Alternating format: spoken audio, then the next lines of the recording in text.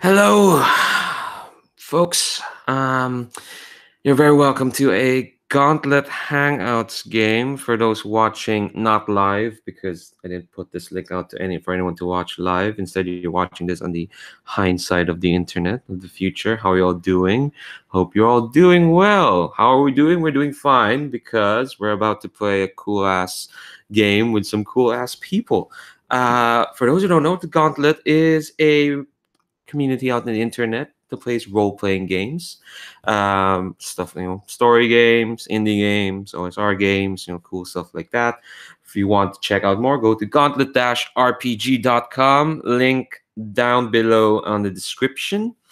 The game we're playing is arranged through their Gauntlet Hangout, which is one of the many things you'll find there. You also find their blog, the Codex zine that they put out, also their veritable army of podcasts, and the calendar where this was arranged. The game we're playing is Masks: A New Generation, which is a Power Beta Apocalypse game published by Magpie Games. It is about teenage superheroes. It's about identity. It's about trying to find yourself through the medium of punching those who deserve it.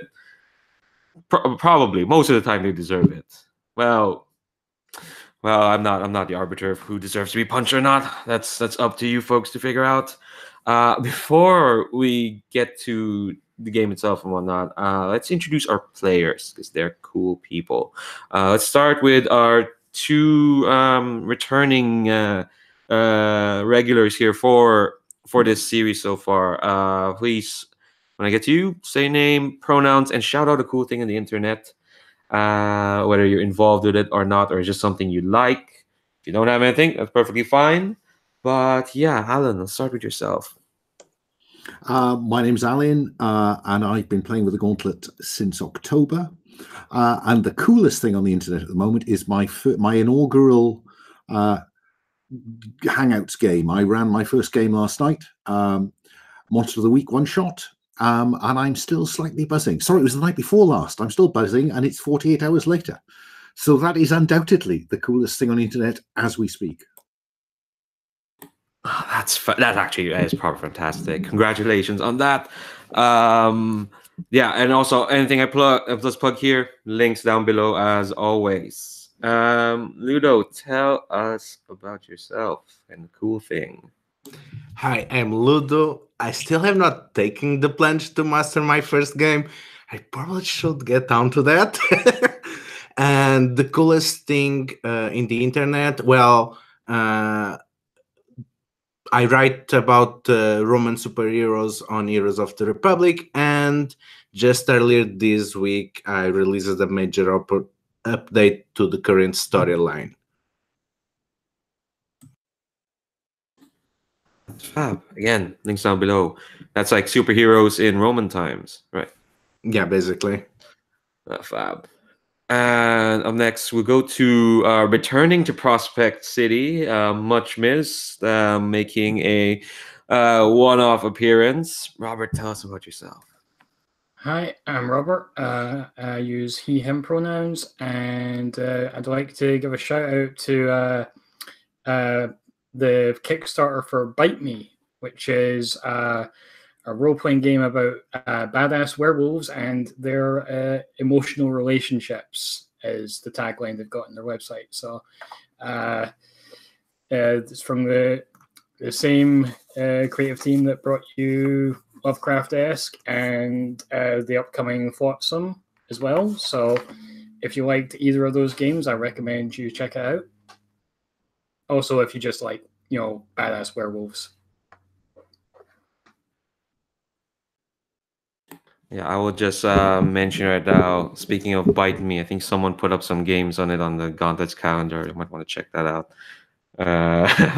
Right now, I'm talking to you folk here.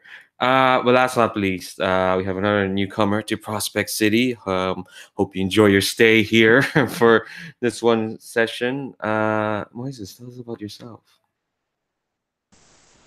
Hi, so I'm Moises. I'm new to Prospect City, but also to RPGs. My pronouns are he, him, and the coolest thing on the internet right now would be, I guess, the Gauntlet Slack channel, because I'm new. I've only been on for like a week, And besides all the cool people, I've gotten a ton of good recommendations for shows. So I've been watching Umbrella Academy, Doom Patrol, just a bunch of good stuff. Deadly Class, yeah. Oh man, you brought up Umbrella Academy, and that reminds me of an idea. Oh, it's an idea for the future. Let's just say we're playing a superhero game about emotions, and guess what? The Umbrella Academy is about. It's about emotions. So that's something for the future. Let's concentrate now. But we're glad to have you, Moises. I hope you enjoy yourself today and for the foreseeable future. Gauntlet is where it's at. But before we get into the game, I want to talk about safety tools, because that's an important thing that we have here in the Gauntlet. We try to make sure that people are playing in a comfortable environment. We're here to have fun exploring these characters and these worlds and these stories, and we'd like to do that with, you know, the maximum of comfort, the minimum of fuss. So we have some safety tools for that. First off, we have lines and veils. Lines are things that won't appear on the fiction at all. They won't be crossed, so to speak. So they just won't happen. We'll try to steer clear from them. Veils are things that can happen in the fiction, but it'll probably happen off screen. You know, that we call that throwing a veil over that. So it'll happen in the story, but we're not going to concentrate on that. It's only going to happen obliquely. There's a tab on the character keeper for the 4 of yourselves that says lines and veils. That's where they are. Usually I try not to shout them out on air, but just make sure that you keep those in mind while we play. We also have the X card, which is basically if we stumble into a scene where any of you feel uncomfortable or it brings up something you'd rather not see, or you don't want the story to go into, just say you want to X that, or say on the chat, you know, you want to play the X card, or on the roll for your party room. And that basically means is that we're going to roll back and go for a different tack, basically, and no one gets to question why it's being played, only that if it's played, then that means people should respect that decision, and we're going to roll back and go with a different tack. And finally, we have an open table policy here. Basically, if you need to leave for any reason, whether there's an emergency or you just need to go, you can do it at any time during play, and it's completely fine. Even if you need a break, we usually have breaks scheduled at some point, but if you really need to go at a certain point, just shout it out, and then yeah, we will accommodate you. So those are what we have. So that being said, yeah, so we're playing Masks. Specifically, we are continuing our playthrough of a playset called Phoenix Academy, which you can find on the Masks Unbound supplement. Basically, it turns Masks, which is already a game about emotions and about teenagers being ridiculous, and puts them in school. Because, you know, superhero school, that's a tried and tested trope of superhero comics. And yeah, we are still here in Prospect Academy. In fact, why don't we let some of the students, aka members of the newspaper / Detention Club, tell us what's happening with their lives. So I'm gonna when I call the character, I'll give us a brief on what they are, and specifically for the 2 of you returning, for the 2 of you still here for this entire series, tell us about what's the biggest thing that happened to them in the previous session. So Alan, tell us about, normally known as Freak, but currently known as Michael. Tell us what's up with him. Yes, Michael has the appearance of a British schoolboy in a school uniform. That's a form he has mastered because he is in fact an intelligent nanoswarm created by an industrial accident. His relaxed form is an 8-foot silver troll, reflecting his deep-seated anger. And in previous series here in Prospect City, Freak has displayed some poor impulse control, it's fair to say. And so in order to try to help him get a grip on himself, Aegis, who are the SHIELD equivalent for this world, have required him to attend school. and their challenge to him is that no one finds out he's Freak, and that he should appear to be Michael all the time. None of the characters that he attends school with know that he is Freak. Some people do, but none of them. And he is to use a phrase by another student who isn't here this week. He is Clark Kenting the shit out of this. He is desperately trying to be mild-mannered Michael. Things happened last week. Well, he discovered by interrogating one of the bird creatures from a previous series that had captured him that Freak is a fact of time. No matter where those bird people looked, they found Freak, and so they consider him to be a threat. This has not done anything to calm Michael's concerns about the future, though he has managed to fashion part of himself into a sonic screwdriver, which he now uses as his telephone, and to as a means to use what appears to everyone he knows at school to be his superpower, which is to influence technology by touch. That, I think, sums up the complex life of Michael Manners. God, I forgot you have a sonic screwdriver. God damn it. All right, before I get into another tangent, Ludo, tell us about Kasey, about Kseniya, about our scion Regicide, and what's up with her. Kasey Dread, the name that Kseniya Tsevenonov Dread II took for herself after escaping her mother, the infamous villain, the Dread Queen. She tried a career in superheroics. She tried to get a life, and she actually had some success fighting off an alien bird's fastest invasion. Now she faces her biggest challenge so far, high school. The last episode, well, the entire series has been reaching emotional challenge to her, and she seems to be slowly coming at peace with her own emotional turmoil. She got friends like Annie and Raphael that trust her and see her as more than just a clone, just a violin incubating, but a bit of misunderstandings that seem to mess up the detention newspaper club. She starts to wonder if she's not very good at dealing with the emotions of others, and that she might need a bit more of maturity on that, or everyone is wrong. Yeah, I think last session someone described you as turning to Regina George of Prospect Academy. It could still happen.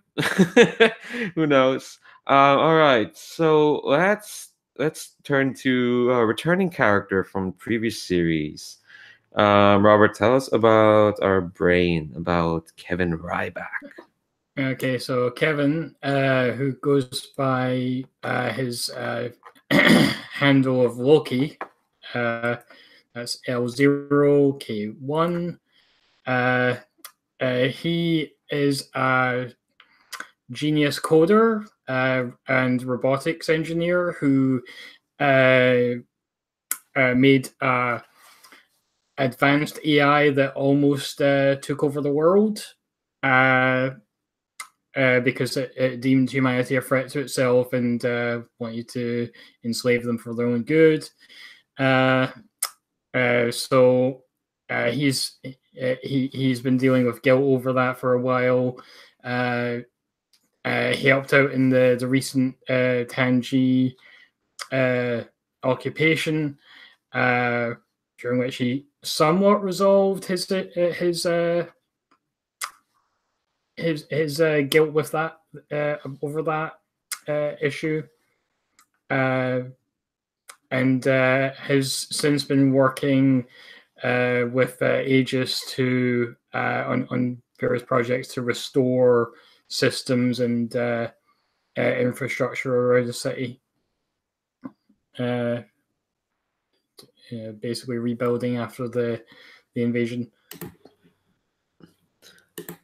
All right. I think I have a few more questions to ask yourself, but let's meet our newest member to Prospect City. So I'm gonna ask what is this? I ask for like the general pitch on like who your character is, what they can do, and then I'm gonna ask each of these background questions or backstory questions. Is that okay with you? Fab. So then, Moises, tell us about Eclipse. So what I have so far is real name is Malcolm Femi, 16-year-old black teen, into has like some anger issues. So they're into Tai Chi, meditation, positive affirmation. It doesn't always work. I also have that I'm into athletics mostly as an attempt to burn off energy. In terms of powers and abilities, I have cosmic energies, but I don't think he really knows what that means. He just knows it's pretty destructive when he gets angry. It's just an extension of being, that sort of tension. He can't really control it, so he's more worried about it than anything, which is why he spends so much time trying to do meditation and Tai Chi and yoga. I also has a lot of suspicion for superheroes, like the older generation, in terms of not sure exactly where they stand with the way society is. Like, are they protecting the status quo? But at the same time, respects what they do in terms of like giving some order, but it's just not sure. It's kind of rebellious right now and kind of angry. I love that. These oh, poor Malcolm, you're not going to the right place. Oh, no. All right, so I'll ask you these background questions. Oh, yeah, just for a broadcast, just clarify. Malcolm is the Nova, which is one of the core playbooks. There, the one with fulminating with power. And I see in the chat talking about how the heroes of Prospect City are not great. I remind them that they made those heroes. I asked you for superheroes, and you made them, and they turned out to be not great. Yeah. So all right. So I'll ask you these backstory questions then, Malcolm. So when did you first use your powers? You're muted there, Moises. Thanks. Yeah, I didn't catch that. I would say sometime in like elementary school. Maybe I was getting picked on by bullies, and try to push someone back, and I pushed them a little too hard. Ended up in the hospital. I ended up in trouble. Ooh. Who's the first person you accidentally hurt with your powers? I guess those same bullies. Yeah, I would say like two of them. Yeah. All right. Who outside the team helps you control your powers? What I have is so after the whole bullying incident, my parents try to make sure maybe I can do it using more traditional means to defend myself and just get more confidence. So they put me in like a martial arts school, like for kids, and do well for the same reason that as soon as there was some like actual physical contact, I started getting a little too rough. So I started taking one-on-one classes with the instructor, so I wouldn't have to quit altogether. And I would say he's the person, like the head instructor of the martial arts school, is the person who kind of helps me control my abilities. Cool. You don't have to have a name for them right now, but it's good to know. Okay. Know them. Why do you continue to use your powers? I think it's part of like just like the anger issues and maybe some self-destructive tendencies. Like whenever I try to, kind of when I get really frustrated with the yoga and the Tai Chi stuff not working, I end up kind of trying to hurt myself, it usually ends up hurting someone else. Like I can't seem, I'm not really good at hurting myself even though I try.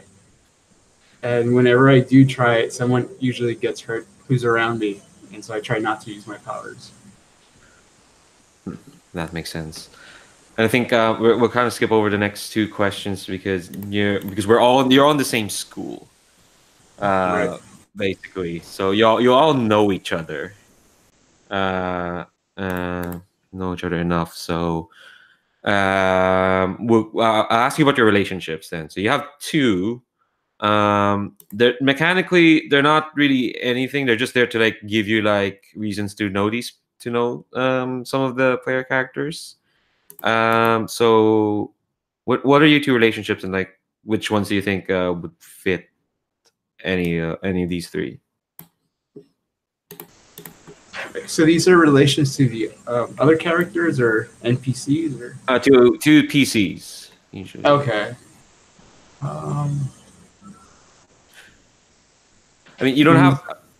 If you think none of them fit, that's fine as well. Again, you're all in the same place anyway. You're all in school, so you all know each other. But if you think any one of those would fit those two questions, feel free to shout. Anyone have any suggestions, maybe? For the hangout, who I hang out with all the time to blow up steam? Who would be a good person for that? I'm just wondering whether Eclipse has hung out with Freak. Because they have a similar profile, I have to say. Angry young men in search of venting.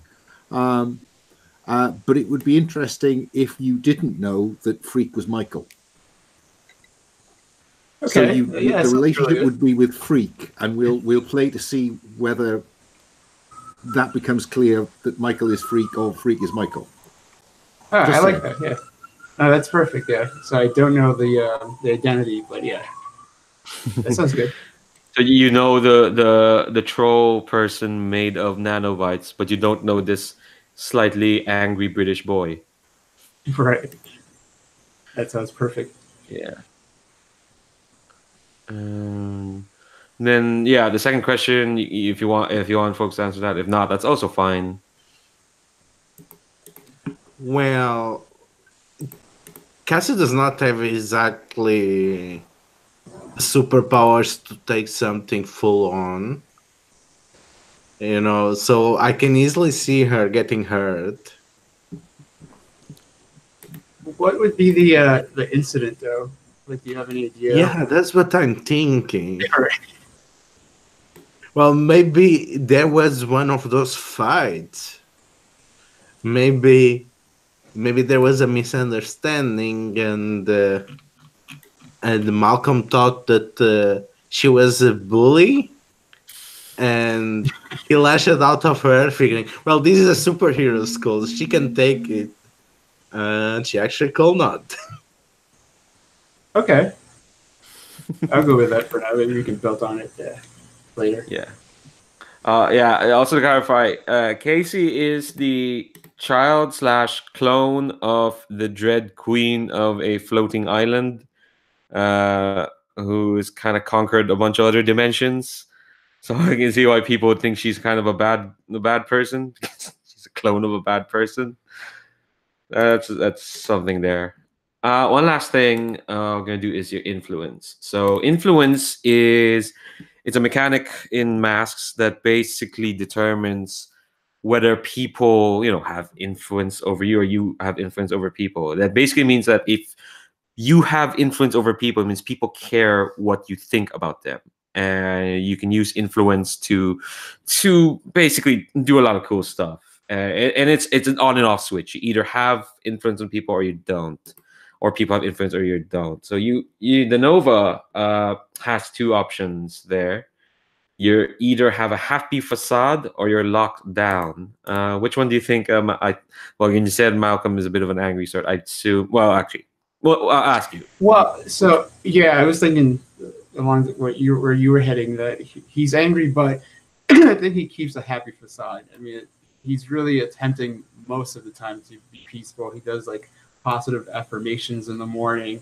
He goes through this whole visualization stuff. It just doesn't really work, but I think most of the time he has a really happy facade. and he tries to project that everything is good, and he's not angry. No, no, he's not. So that means you give influence to 3 teammates.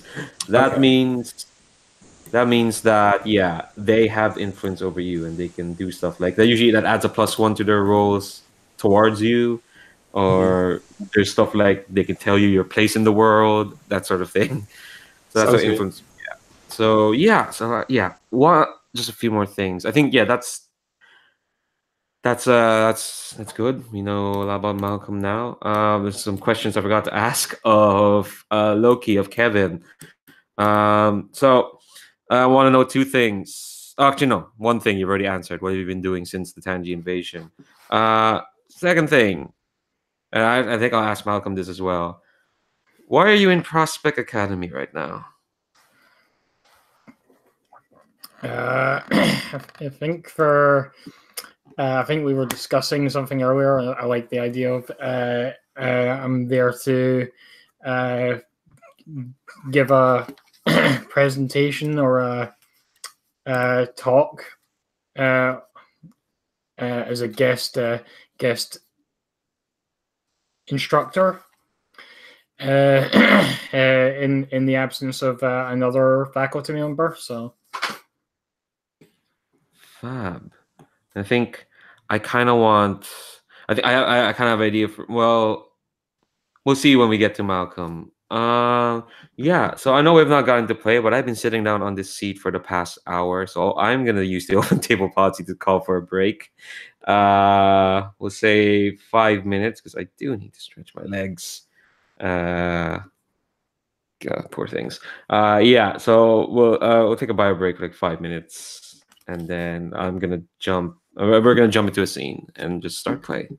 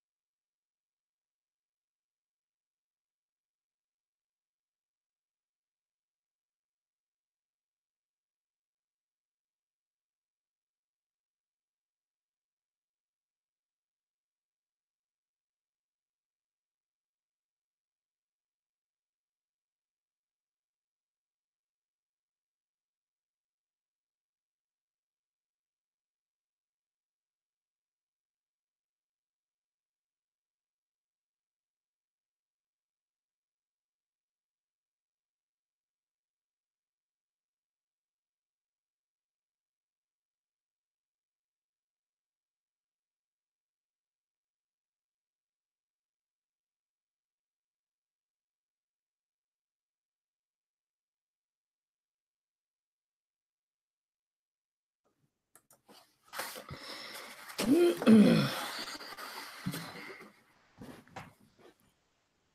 right, and we're back. So, when we last left off our heroes in Prospect Academy, they were in all sorts of emotional turmoil over stuff that is honestly so petty that I barely remember what the turmoil was about. No, I'm kidding.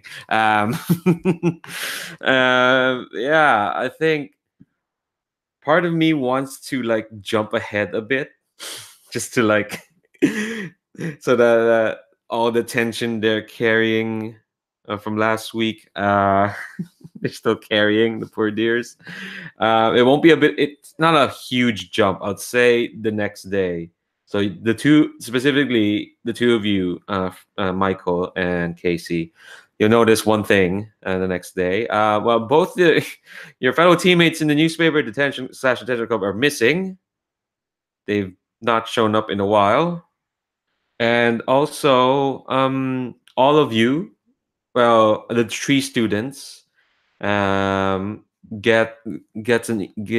email, a very sheepish email from your guidance counselor, who's a superhero in Prospect City named Prism, basically going, yeah, so I forgot to send these out, but our headmaster stipulated that you need mandatory meetings with your guidance counselor to talk about your future. So they're on in the next few hours. So you're gonna have to come talk to me today. So here's the schedule. There you go. There we go. I look forward to seeing you all. Blah blah blah blah blah. So that's the plan for the 3 of you. I think you, Kevin, you're here today to give a talk about to give a seminar, since the science teacher has gone AWOL for a bit. And I think we'll start off with you. And I think you are being ushered into the teacher's lounge of Prospect Academy. And okay, I'm going to ask each of you to paint the scene. I want a detail from each of you about how surprisingly normal this. No, what's a detail about this teacher's lounge that makes it not normal? As in, what's a clearly like supernatural, superheroic feature of this teacher's lounge that makes it, more than just a normal teacher's lounge? We'll start with yourself, Kevin. When you walk in, what's the kind of the vibe? What's the detail you see? I think if I remember what there is in normal teacher's lounge. Okay,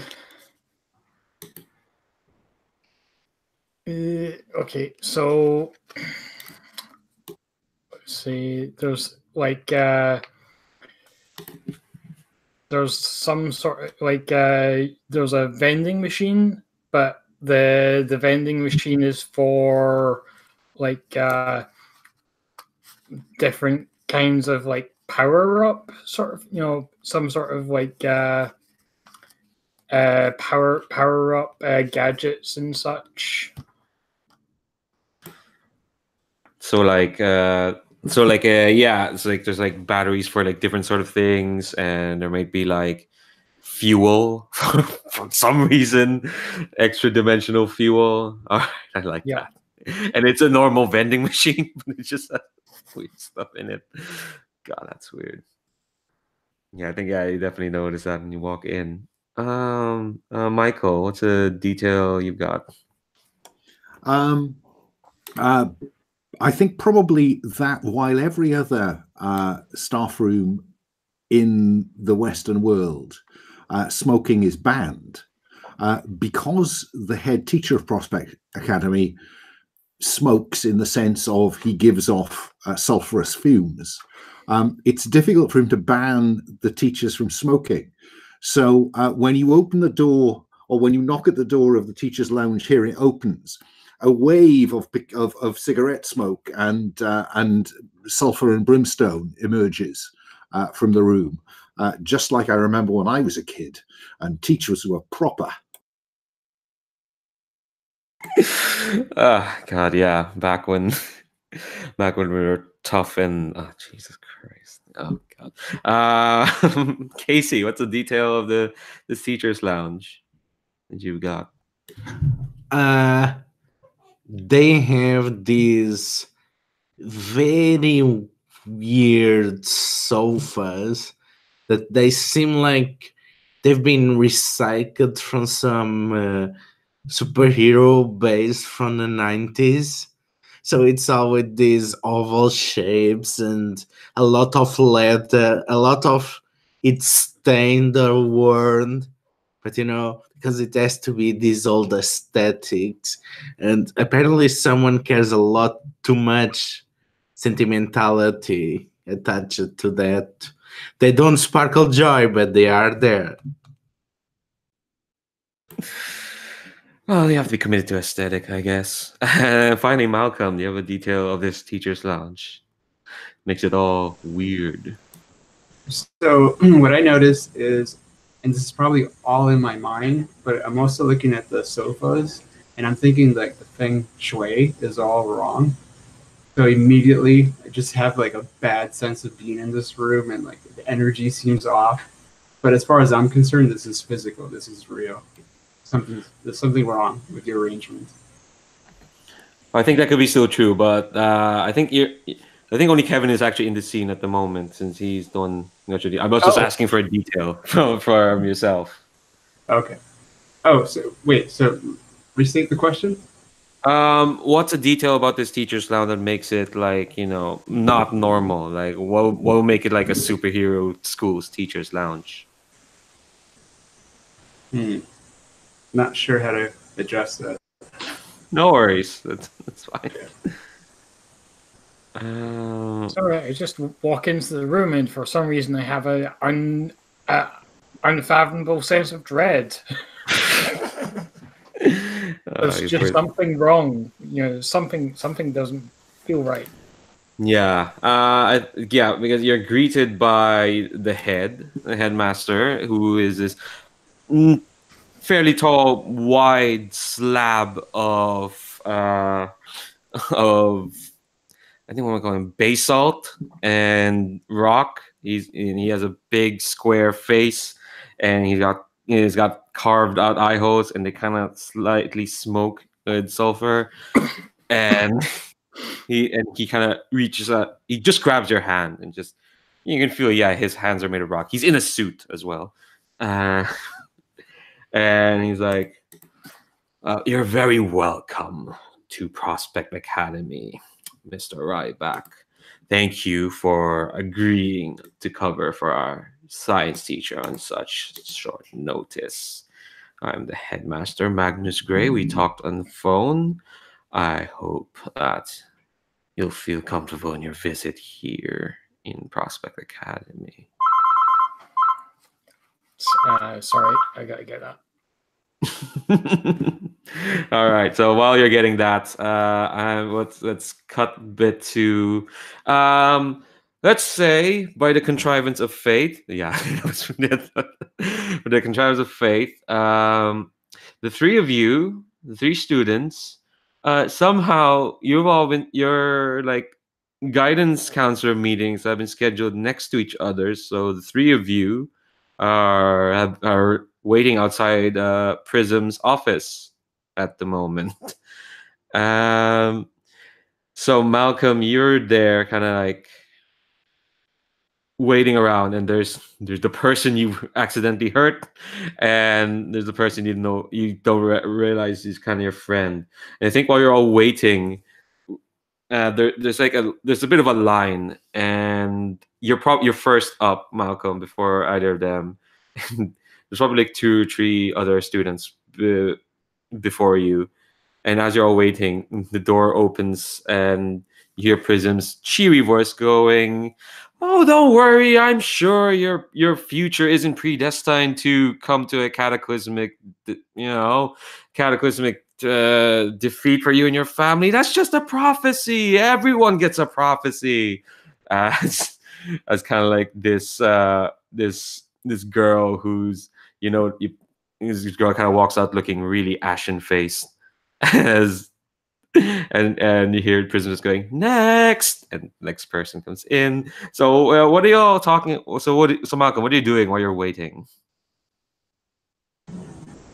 So I think I'm just kind of on my phone, just seeing what I'm going to do after I get out of here, because I had plans that were kind of messed up by this email, and I'm already a little upset about that. But so I'm just trying to like rearrange my plans. I'm just trying to get out of here. Oh, poor Malcolm. Michael recognizes Malcolm, doesn't it? Because it's only a one-way hidden identity, this, isn't it? And so Michael knows something about Malcolm, and I think might think he's quite cool because he's tall and athletic, and Michael is anything but tall and athletic. And so Michael will be saying, I don't think we've met. My name's Michael. What do you do here? And we know that Michael he struggles to control his form and think, and so he is routinely awkward. So he doesn't take the social cue that you're busily engaged with your phone, Malcolm, and is just standing rather too close to you, and being annoying. Oh, so it could be perceived.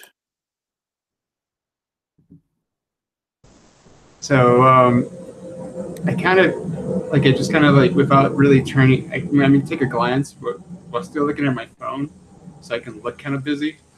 I kind of say, oh yeah, I'm kind of new here. Like it's a sort of third school I've had to come to in like the last year.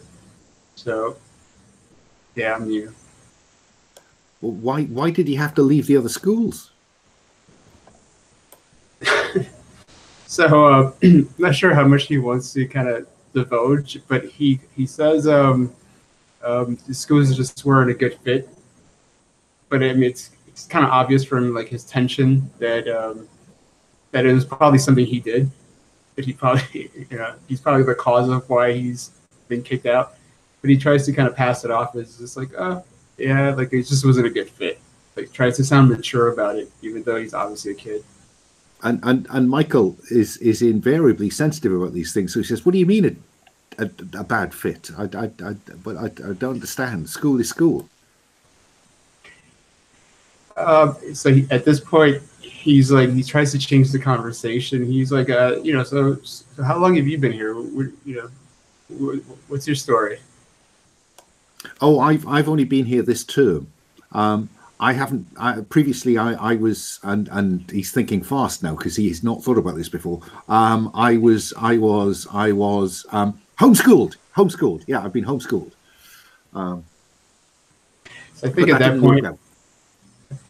point, I'm definitely thinking there's something going on there, and I'm wondering why he's acting so awkwardly. And so I kind of start paying more attention to him and less attention to my phone because I think something odd is going on that I should definitely take notice of. Sounds like you're trying to pierce the mask, which is one of the basic. You are such a good MC because yes, I think I am trying to pierce the mask. I was asking Malcolm as well. I think both of you are trying to figure each other out. We can have both of you try that. So Right. do you have the link to roll the dice roller room? I'll put it here in the chat. Hold on a sec. I do. I'm on the site. The public. I can see everyone else's name, but my name isn't. How do I? You go to label. Okay, that's right. And put in your name there, and you press submit, and it should pop out. Okay. Glow Train's lilac dice are available, I think. They never fail. Sure, right. Right, so to pierce the mask is when you pierce the mask, to see the person beneath, you roll plus mundane. My mundane is -1, so I'll roll those two dice if that's okay. Yeah. Well, so was Malcolm, so. Oh gosh, 9 -1 is 8. Gosh. Okay, it's always great. Okay, so you can ask one question to Malcolm.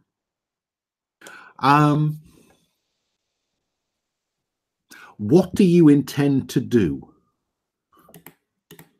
Because you are an intriguing stranger. And I'm slightly worried that you are adding to the pool of males for next week's dance at a time when I could do with a different ratio. Wait, I didn't get that last part. Oh, there's a dance next week. There's a dance next week, okay. and Michael is desperate for a date, Right. and he sees you as significant competition, tall, athletic. Right. Did he actually say the thing about the dance, or No, No, that's what he's thinking. So he's just curious what you're going to do, because if you begin to act cool, he's finished. Okay, so I just kind of say, like, I am going to try to get out of here as soon as possible. But if I'm making it clear, if I mean like out of the office or just out of the school, to get myself kicked out again, maybe. I'm just saying, I'm just trying to get out of here. But I make it sound very general. All right, so I think you're also trying to figure out Malcolm. Right. So you so roll 2d6. Those two, yeah. So 2d6. Those two dice. You can click 2 dice and just re-roll selected. Okay. Green button there.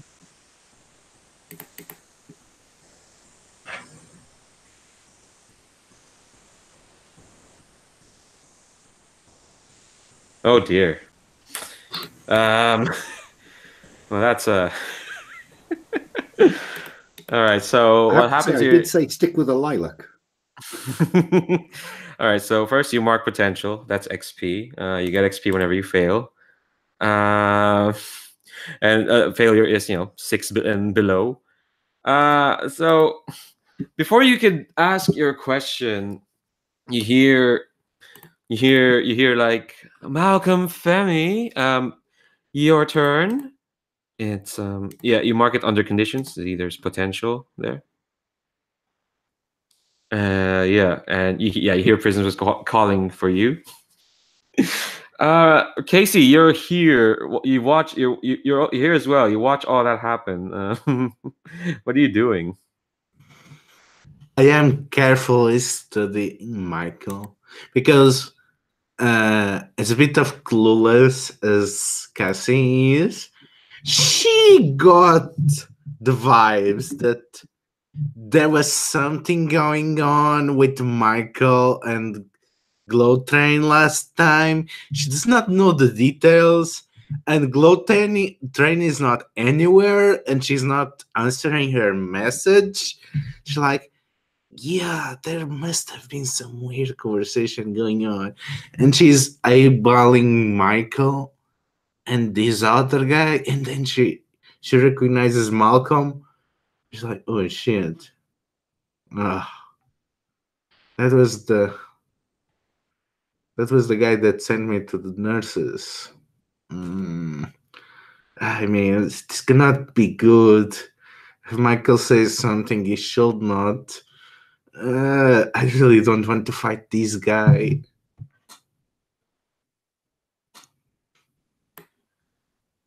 All right, so Malcolm's going to be called to the office first. But before we do that, let's jump back to Kevin, who's getting his hand shaken by a basalt demon from the Cobot dimension. That doesn't make any sense, but dimensions. Dimensiony, wimsiony. That's so he's shaking your hands like. What are you dressed at? Are you dressed up just as Kevin? You don't. I'm dressed. So I'm dressed in like just sort of shirt and like sort of business like, but like slack with the slackiness of a kid who doesn't really like to be dressed smart. So he's like the top collar, top button is unbuttoned, and tie's a little bit loose. He's got he's made some effort to comb his hair into some kind of tidy shape, but he's still got that lick of hair that hangs over his eye. It's the kind of it's like the rock star teacher sort of look, basically. God. I think while Magnus Gray is kind of shaking your hand, he kind of leans forward and is like, and while you're here, Mr. Ryback, I would very much like a bit of a favor done, a bit more extracurricular that would suit your skill set and your history. You've heard that you've been called here because our science teacher has gone on furlough. Well, to be frank, she has run amok for the moment, and we are doing our best to try and track her down. Unfortunately, the interdimensional rift that's swallowing up our gym has turned that place into a maze, and she is using it quite successfully to hide from us. We don't need superheroics from you, Mr. Ryback, only that if you would help us track her down, we would be in your debt.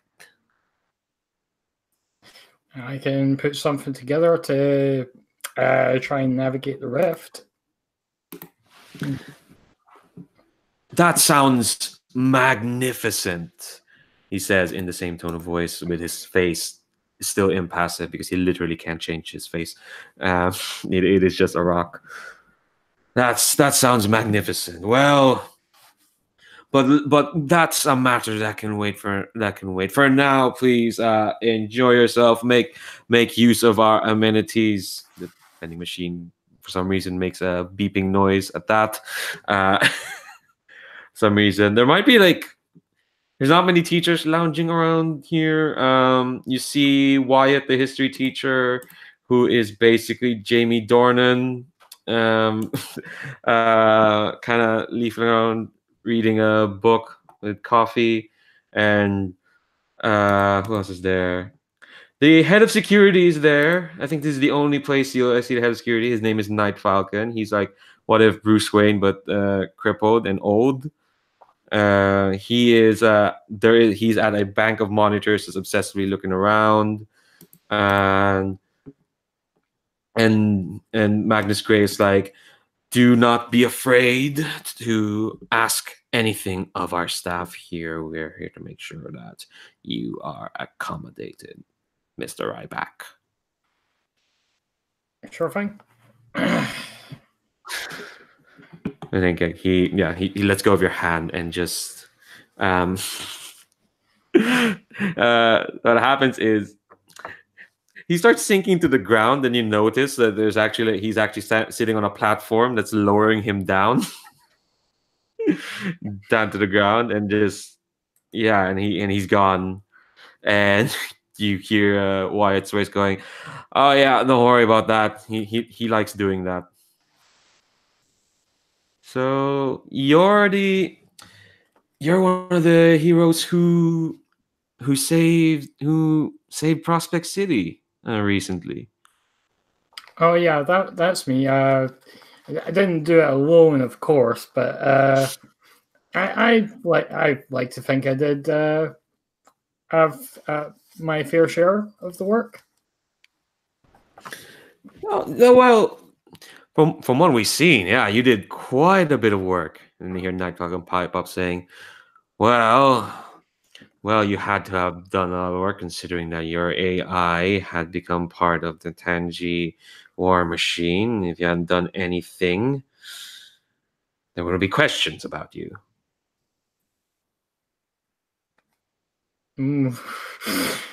Yeah. Yeah, sorry, that's Night Falcon's deal. He's a bit of a prick. Well, yes, one does have to take responsibility for one's own work. I wonder if take a powerful blow can work mentally. I will take that. Yes. You want to take that? Yeah. Roll 2d6. Go on.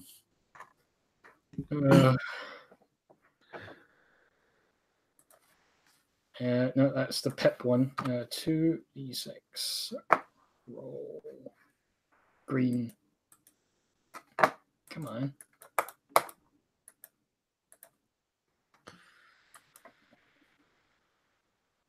Come on. Oh no, that's good. Roll is good. Roll is good. Good. It's good because you stand your ground. Take a powerful blow is the one time you want to fail. Yeah, it's the move for like taking damage basically. But yeah, you mark potential. That is the one move you don't want to get a hit on. So yeah, how do you stand your ground to this aged old prick? You see that he has a cane on with him. He wears fairly nice clothing, like almost like design. He looks way too nice for a head of security. Oh yes, we do. Our mistakes do come back to haunt us, but what's important is that we take responsibility and deal with the challenges they put in front of us, and hopefully do something to make them right. And I believe I did something right for a change. Please, White. This is White speaking. Oh, please, you did more than right. You help make sure that our city's fine. Well, you certainly did more than most people. And I go to Night Falcon, who just harumps and is like, well, you've certainly proven yourself in the fight. Seems like giving seminars from such a young age can be a bit of a come down for you, Mr. Ryback. I like to give back. And Wyatt's like, I'm sure you'll do tremendously. Both in teaching students and helping out with our science teacher problem. I should probably tell you more than what the headmaster Gray said. Yeah. So what exactly happened with the science teacher? We have this program here in the school called the Clean Slate, where we bring in like former supervillains who want to come clean and want to do better. We've been trying to do that recently. Recently, we brought in a Tangi student. We also do that with some of our teachers. Our science teacher is a troubled soul, and Night Falcon's like, yeah, they're a malignant AI from the future who's come back in time to try and make sure her future comes to pass. I believe you have some expertise in that field, Mr. Ryback. Just a little, yeah. I'm sure they've had nothing in common, but I believe you'll be able to help us. And White's kind of sheepish, like, yeah, when she's focused on a specific timeline, Leth is a fine science teacher, but when she kind of remembers other timelines, she kind of gets a bit antsy, starts plotting our doom. You know how it is. Okay. So in the, what was it? Some sort of dimensional. Yeah, we have so half the gym is being swallowed by dimensional rift. It's fairly benign. Like it's not confused with being swallowed. It's just budget cuts. You know how it is. We don't really need that gym at the moment. We might need it soon, actually. But yeah, we believe she's hiding somewhere in the gym at the moment, shouting a lot of guff, threatening emails. You know how it is. Yeah, I have dealt with some timey-wimey technology in the past, so I can probably jigger something together to navigate the rift and see if we can track down your missing science teacher. Why gives you a smile? It's like his most charming smile, and he's like, "Oh, that will be excellent. That will be excellent. Well, we'll not get in your way. If you need any help from any of the staff, again, as the head said, feel free to call upon us.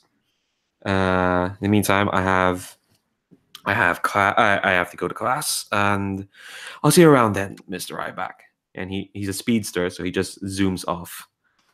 And Night Falcon kind of stands up and on his cane and is like, "Since you have plenty of time, Mr. Ryback, why don't you go meet with your friends? Some of your fellow heroes of the Tangi invasion are in school with us.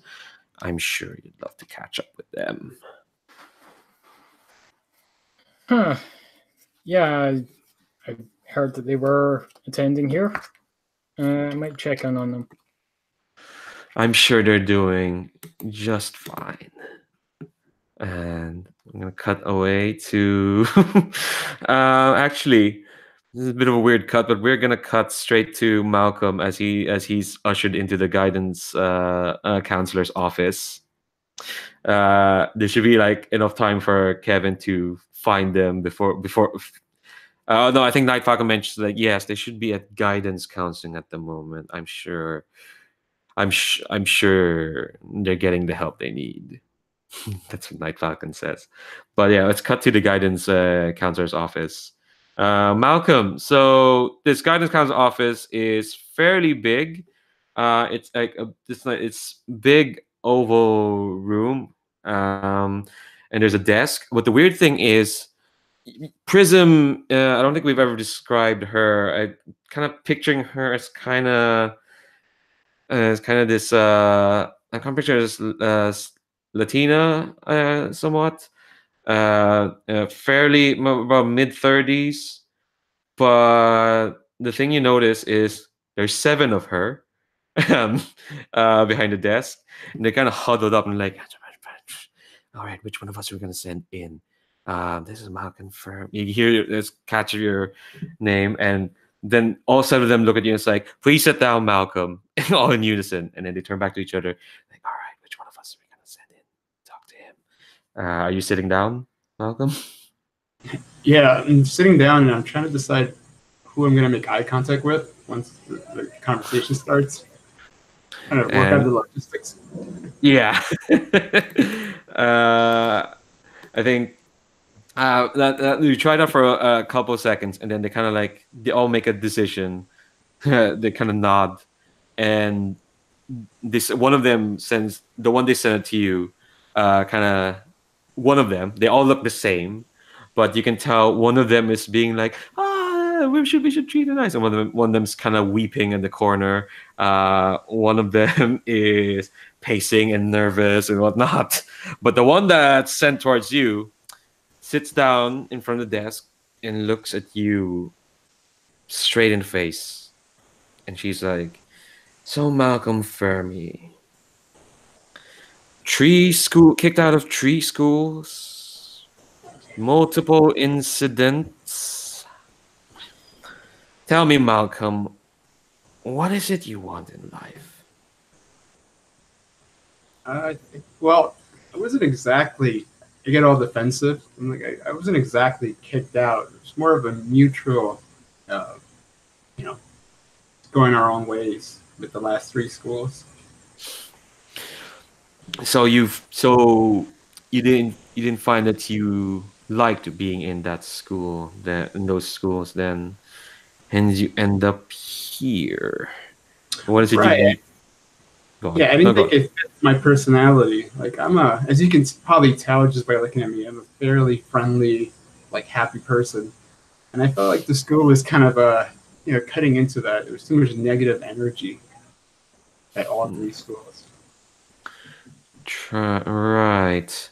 How is it you stay so happy then, Malcolm? What do you mean here? Or?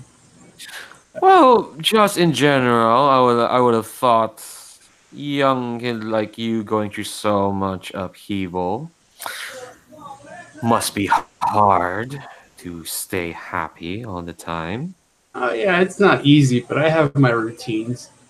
I mean, and then I start going through my whole like daily routine from like morning till night. Like, so I get up at 8 a.m. You know, I do my Tai Chi. Um, I do some affirmation, and at this point, I'm kind of looking around because I'm trying to not be rude. So I'm trying to direct my conversation even at the other prisms, even though I have one in front of me. I still kind of feel like I'm leaving someone out. So I'm kind of like, as I'm dictating my entire schedule, I'm just looking around the room. Okay, so it sounds like you are trying to provoke an NPC into doing something. Sure. Yeah, yeah. I'm not gonna let you just do this. If you want to bring in the other prisms into the conversation, provoke someone. That's a basic move. So basically, Okay. basic move is stuff that everyone can do. For this one, you're gonna roll 2d6 plus your superior stat. So that's 0. So, okay, just 2d6. Yeah. Okay.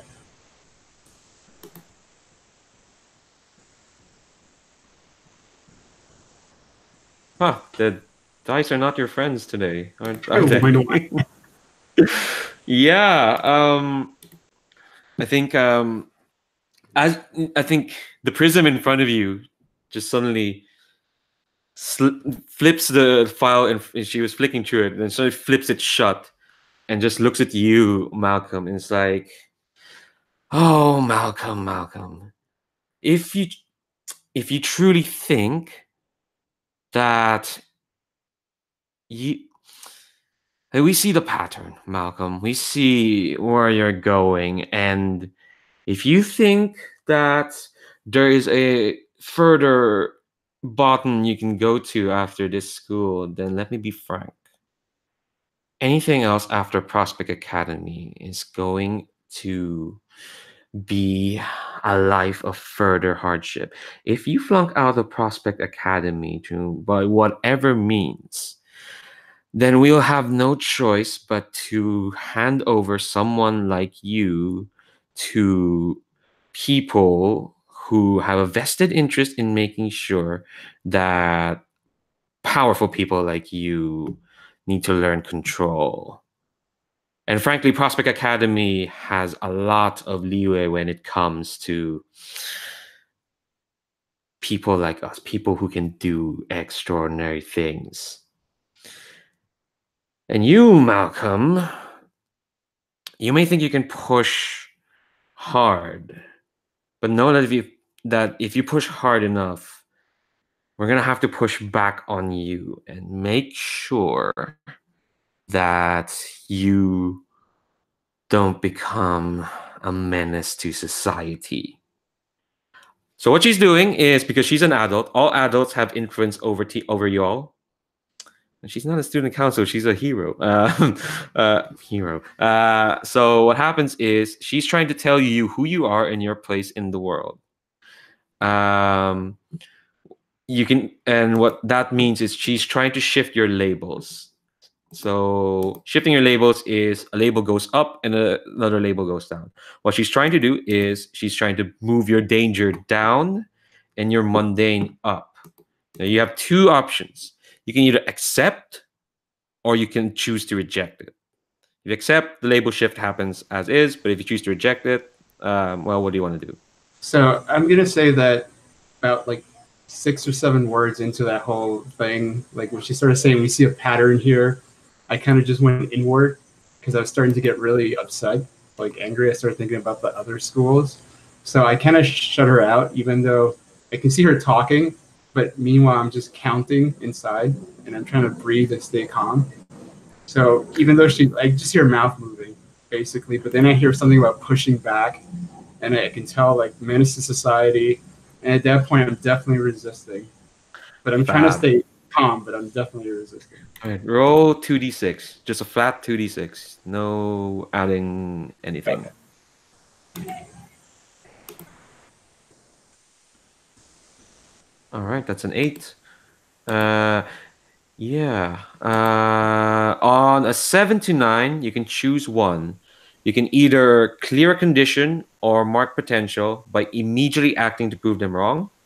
You can shift one label up and one label down, your choice. Or you can cancel their influence and take +1 forward against them.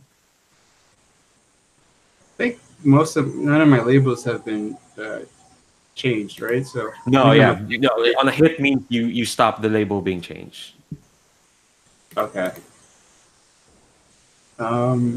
What's the last one? What does that mean? Move forward? +1 forward against them. That means that if you have to roll dice against them again, or like in a way, you get a +1. Okay. Not sure how to proceed. I'd say if you want to, what do you want to do? You're rejecting their influence, and what's your response? So my response is it's kind of passive aggressive. I'm like, yeah, that all sounds really good. So are we done here? Because I just don't want to get out of here, and I just don't want to like have an outburst. So I just want to remove myself from the space, kind of. So I'm trying to like cut it short. Like, yeah, everything you said sounds good. So are we done here? Okay, I think she kind of sighs and is like, for now. All right, send in the next student. Yeah, I think you're definitely canceling their influence, so it means she can't do this to you again. Okay. And you take a +1 at her. And I think as you leave, you hear the weepy one go, "Oh, we should have sent nice prism to him. Look what you've done." I think as you come out, I think Michael and Kasey, what have you been doing? Talking. I think the two of you were probably gonna like broad strokes your meeting with Prism, but what have you two been talking about while Malcolm's inside? I'm telling Kasey that she's crushed Raphael's heart, and he's absent. He's truanting school because you were a real cow to him. Well, what about you and the Glow Train? She's also completely tied. What did you do? Oh, that's your line, is it? We're both dicks. Well, yes. I don't think that point is up to discussion. But I just thought, because you started flirting with that alchemist girl. With what? No. What? Well, that's what Raphael thinks. Well, come on. When was the last time you saw me flirting with someone? I'm just telling you what Raphael told me. Well, Raphael is wrong. I'm sorry.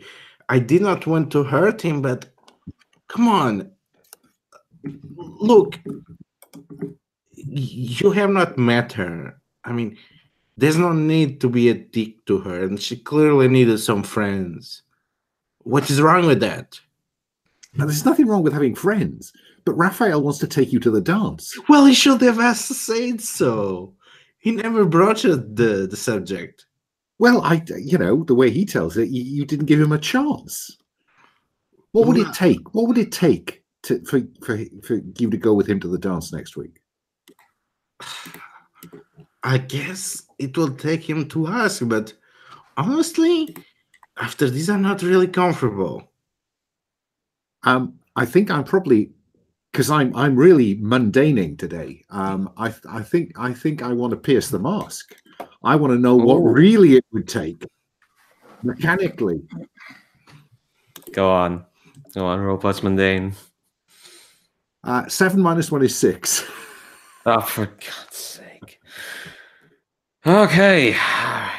Okay. Well, mark potential.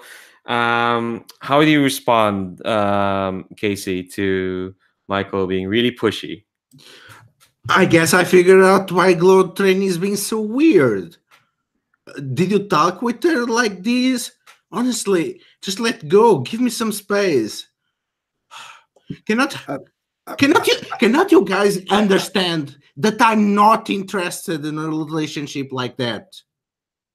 Can it figured you that maybe I'm not interested in any sexual relationship, that friendship is It's what a I want? dance. Well, clearly people are reading way too much into Oh, it. clearly I walked in at the wrong time. Oh, thankful. Hi, Kasey. Hi. So, should I call you Lucky or Professor Ryback? I think you can call me Kevin. I'm fine with Kevin right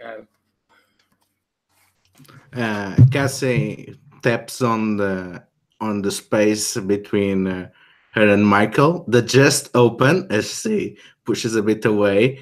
Please sit with us, Kevin. Tell us what you've been doing with ages. Just trying to retro engineer the shield technology from the Tangi ship for any future incursions that might come to the city.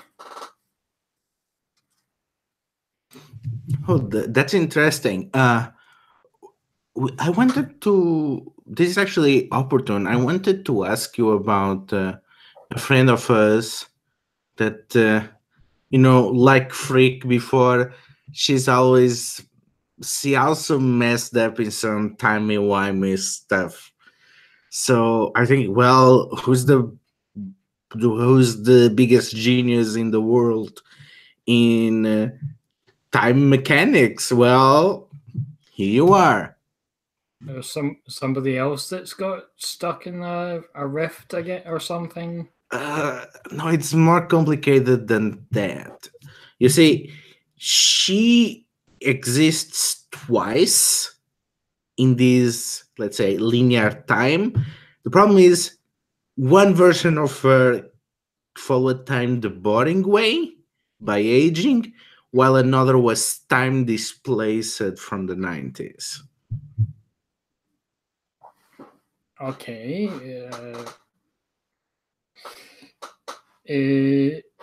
So yeah, that's okay. So you want to try and send her back to the 90s? Is that what you? Actually, I don't know if that is even possible. I mean, apparently she was purposeful brought here for some reason. But there has to be something weird going on with you coexisting with your future or past self. It's a massive paradox. It's I know, right? Not a good thing to let go on. You could destroy 3 tenths of the known universe and all that sort of stuff. Yeah, I mean, it's inevitable that either one version of her collapses or I don't know what. So I was wondering if you had insights into that.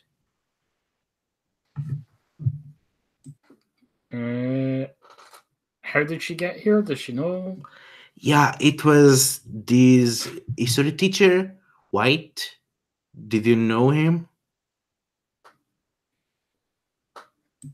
No, I don't. Actually, would I know him, Andrew? And that was Wyatt, the one you were talking to. Oh yeah, the one who was nice. yeah. I met him just a while ago. He seemed friendly enough. Well, whatever the reasons for this event, Wyatt is at the center of it. It's weird. We are students. We cannot really be snooping around the teacher's business, even if Wyatt is a bit too friendly. But, you are a big deal. You are a honorable guest. So maybe you get a bit of leeway with that. Oh, I do have another matter to deal with, but yeah, sounds like something that needs to be looked into. Oh, is it something that we can help? And Your your previous science teacher. oh, well, I'm more than up to it. And she turns to Michael. Michael, this is Kevin Ryback. He's with Aegis. He's a specialist in artificial intelligence. Right. Leandro, do I know? No, you knew Freak. No, you know Okay. Freak. You never met him as Michael. Okay.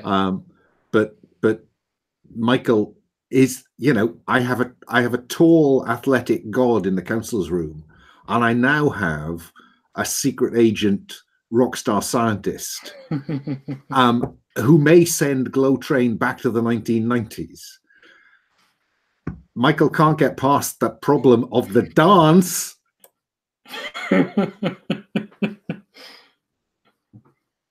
Is he the only teenager here? Yeah, Malcolm. Sorry, I was trying out. Malcolm, feel free to come out of the counselor's office anytime in the middle of this. But yeah, continue on, Kevin. Michael, hi. Kevin. Hello. What are you doing here? Oh, I'm here to give I'm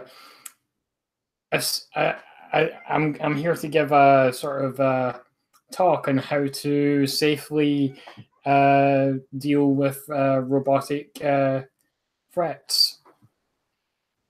No, that's kind of what you do, isn't it? Oh, you've heard of me. I think there's a risk in this circumstance that something Michael says may suggest he knows more about Loki than Michael ought to know about Loki, because he'll run off at the mouth about you did all that stuff in the Tangi invasion that maybe isn't public. I don't know. It is possible that I would pick up on it. Then again, everybody else is like raving on and on about it. So maybe I'm just like, yeah, sure. Are you staying till next week? Probably not, unless somebody else drops out next week. Oh, well, it's very good to me.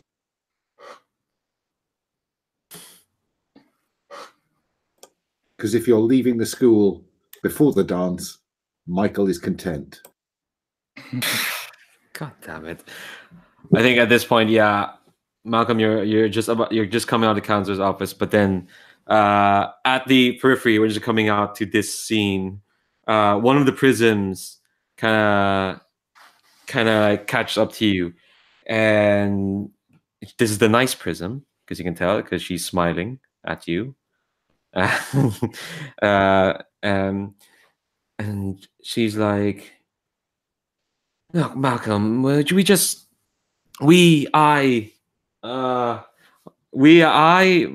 this is a bit weird. This must be a bit weird, but like, look, we just want to make sure that you've got like a nice outlet for anything you're feeling inside. Keep yourself busy. I know what since like." I doubt you have many plans right now. I think what would do best for you is like to get some extracurricular activities happening. And I think she kind of realizes there's not much extracurricular happening unless you join a club, and you're not joining a club anytime soon, are you? You don't want to join the Goths? No? The ninjas? No? No? I think I just started kind of repeating my schedule again, the same long schedule that I started when I first started talking to the green one. Yeah, when it's like, oh, you can be flexible. I think you should bond with your students. And she's like, oh, Mr. Ryback, you're here for that errand, yes? Why don't you take one of our upstanding citizens, Malcolm Femi, here with you? I'm sure he would be tremendous help with what the headmaster has asked of you, right? Yes?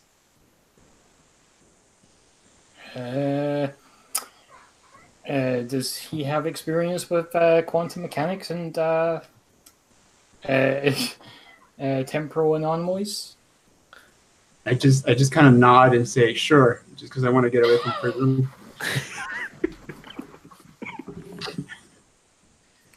Okay, you're hired. I give you a friendly clap in the shoulder. Nice. Yeah. Can we get out of here? Yeah.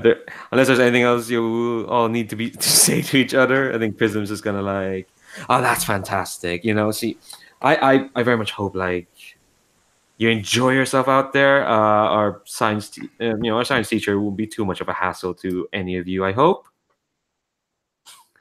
And she kind of smiles and then slowly closes the door as her smile fades and just close it. And just the four of you there.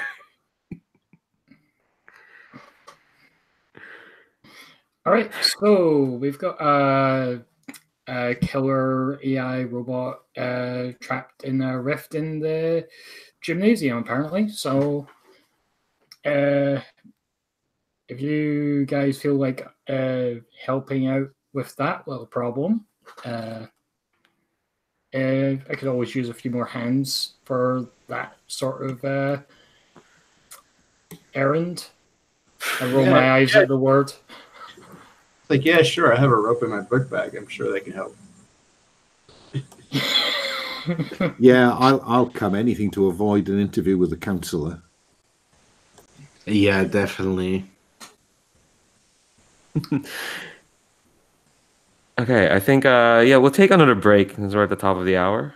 Okay. That's all right. We'll just I'll ask if there's any scenes you want, but I think we'll probably just cut straight to the gym. So it's just like before we go, I need to get some stuff from the teachers' lounge, and I head back to the teachers' lounge, and I put some quarters and stuff in, like the vending machine, and get a couple of little devices out of it. Yeah, that'll do. It's not ideal. Yeah, so just gathering materials for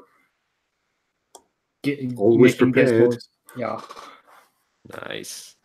All right. Well, we'll see what they do later on, but yeah. For now, let's take a break. 5 minutes. We'll come back at the top of the hour, and we'll see how you do with this interdimensional gym rift. All right.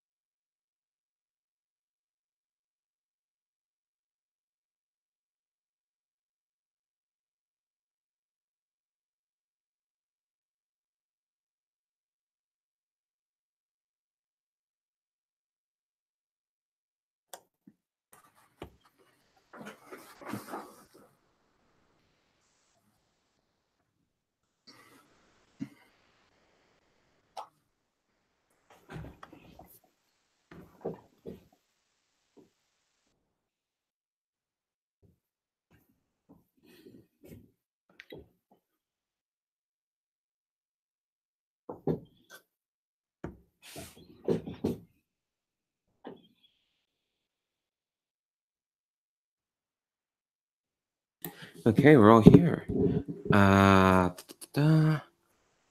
Okay, so let's cut. Oh, go on. Is there something you? Is there anything else people want to do before we go to the gym? Like a quick thing? No. Okay. So I think when you get to the front of the gym, and it's a like most things in Prospect Academy, it's an old gym they've not bothered to update since the 1970s. I think it's a brick facade. Like what the hell? Like that's that red brick sort of aesthetic. It looks like it's kind of slowly sinking to the ground. Well, actually, no. What it looks like is you can see the front, but I think if the camera ever turns, you see that it is literally sinking to the ground. There is just the back half of it. It looks like folds in space and time are tapered over and it's being sucked into the ground, but you don't see that at the front. Actually, what you see at the front is there's a gaggle of students in lab coats, and when they see the group of you, one of them goes up to you. It's like, "Oh my God, are you Kevin Ryback? You're Loki, right?" It's this guy. He's got goggles on. He's wearing a lab coat. His left arm is covered entirely in like watches. Lot of watches. Lots of like different doohickey watches. And he's like, "You're Kevin Ryback, right? You're Loki." Yep, that's me. So what have we got here? I'm sorry. It's just that we're kind of like we're a group here in school. We call ourselves the pioneers. We're kind of like we kind of say the future, we're progress personified. That's a silly slogan, but like it's so rare to meet like someone who's done so much at such a young at our age. At our age, sorry, can I get your autograph? Yeah, sure. And they've got like a textbook or something, and they're just sort of like something like I'd say stay in school, but I didn't. Yeah. Can you make yeah? And I think this is gonna happen. This is gonna go on for like 10 minutes as this gaggle of like lab students, just like some of them taller than you, some of them older than you. Get your and I think this goes on until the last person left is this this girl who kind of like her hands in her lab coat. She also everyone is wearing kind of like the same goggles. Her hair is kind of tied back, and unlike the rest of them, she only has one watch. While most of them have a lot of watches for some reason, a lot of like bracelet devices. Hers is just one, and when kind of like they just kind of disperse, I think she kind of so yeah, I'll catch up. I just need to talk to these folk, and she kind of walks up to you and it's like, so can I ask what are you planning on doing with our science teacher? Gonna bring them back and hopefully talk some sense into them. Do you mind if can I ask if I can help? Because she's science teacher, kind of someone that's it's hard for her to like get the words out, but you can kind of tell that she's really concerned for some reason. I didn't catch your name. Well, we don't really give out kind of names here. Well, I guess we have code names. Mine's Azimuth. So yeah, just call me that, or some people call me Azzy, or Az. But All right, you know. Azzy. What? I assume you have like some thoughts on what we can do to help your teacher. Oh, and she and she kind of looks at her brace device and kind of starts doing stuff you can't see, but you can tell she's kind of pressing something. Very and then, efficient work, by the way. I noticed that you managed to combine your stuff into one device rather than the rest of the folk. I think she smells that, and then if she didn't have a goggles, I'd probably see her wink, and she's like, "Yeah, they keep bugging me on the secret to all that, but I always tell them, look, it's not worth it if they can't figure out themselves. That's why we're scientists, right? I mean, it's not always a competition. I mean, I guess outside in the real world, I guess both scientists collaborate, but here, you know, we're in school, we gotta learn." And she's kind of tapping it up, and actually, she sees like the other three, and she's like, I'm guessing they're kind of like your team. Yeah.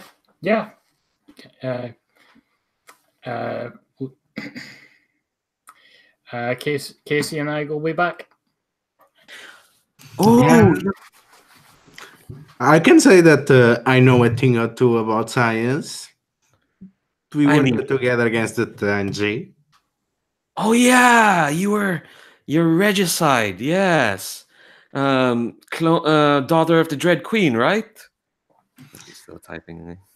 Well, I mean, well, look, just because you're a daughter doesn't mean you are her. Well, technically you are her, right? well, you still think of me as her daughter.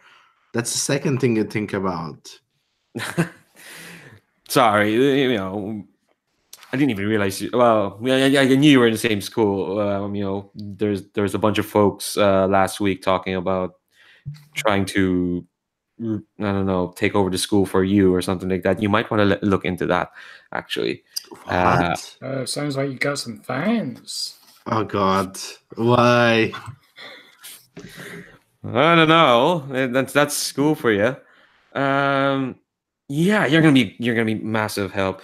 Though, really, go on. Michael is sick of this.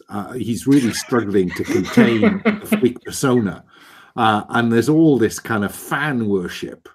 When you know, he was the center of that whole invasion thing. He's keeping a grip on it.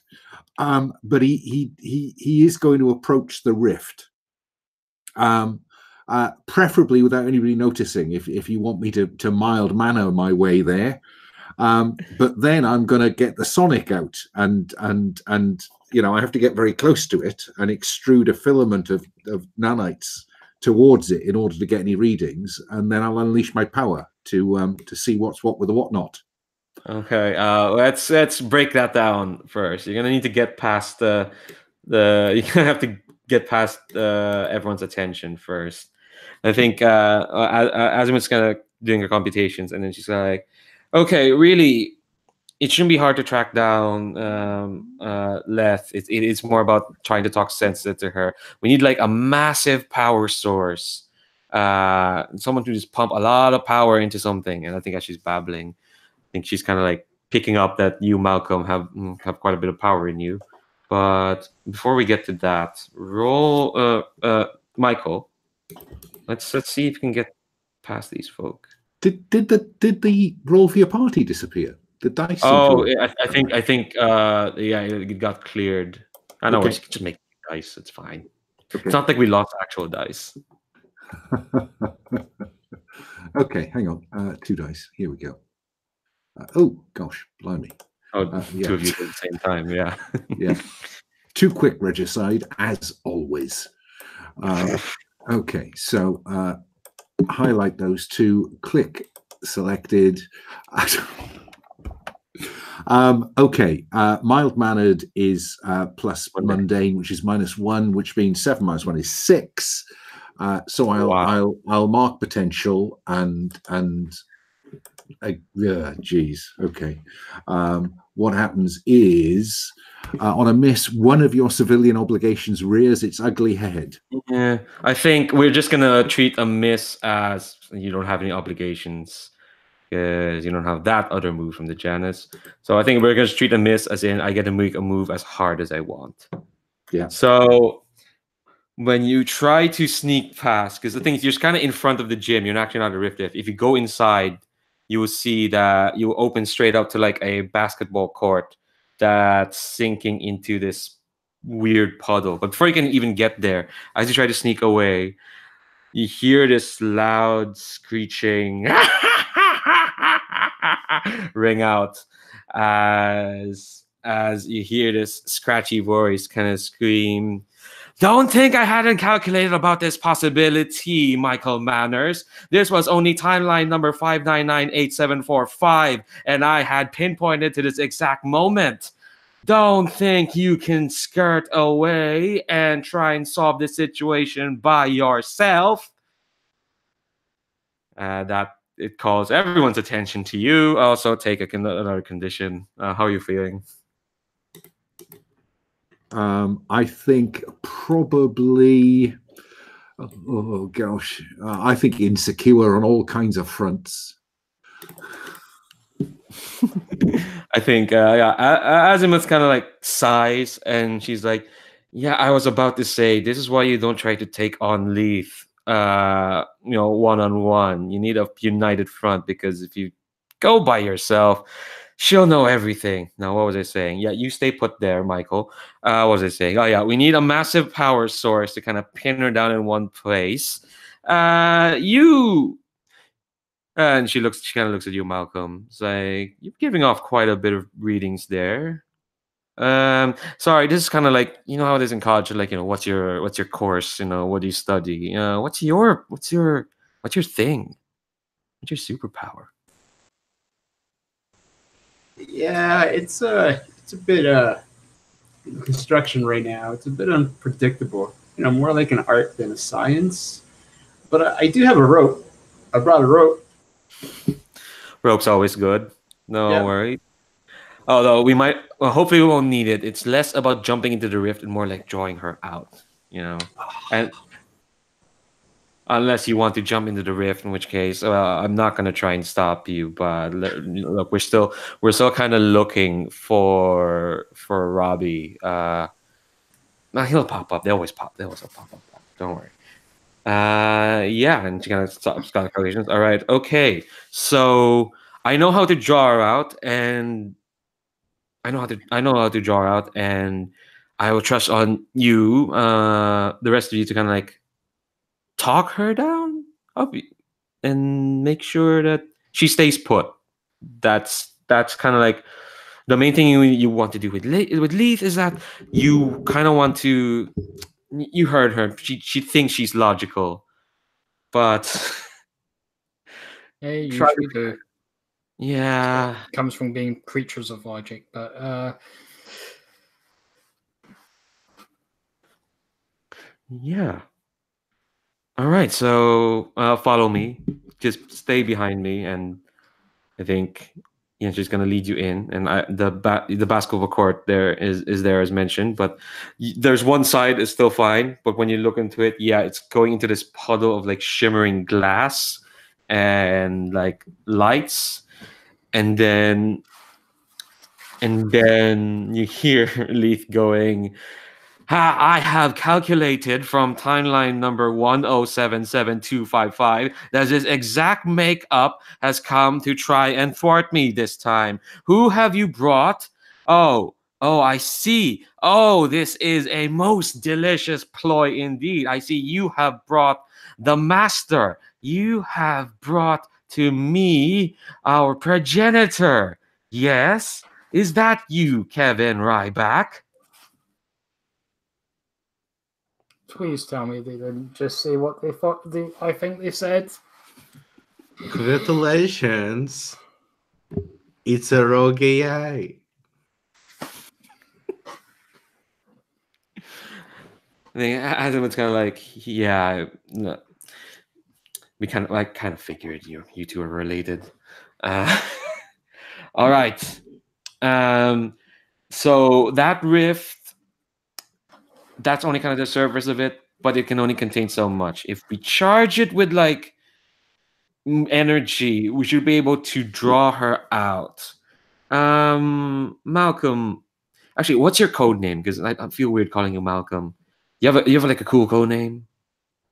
Like my superhero name, or Yeah. I mean, we're in a Yeah. superhero school. It's right? It's Eclipse.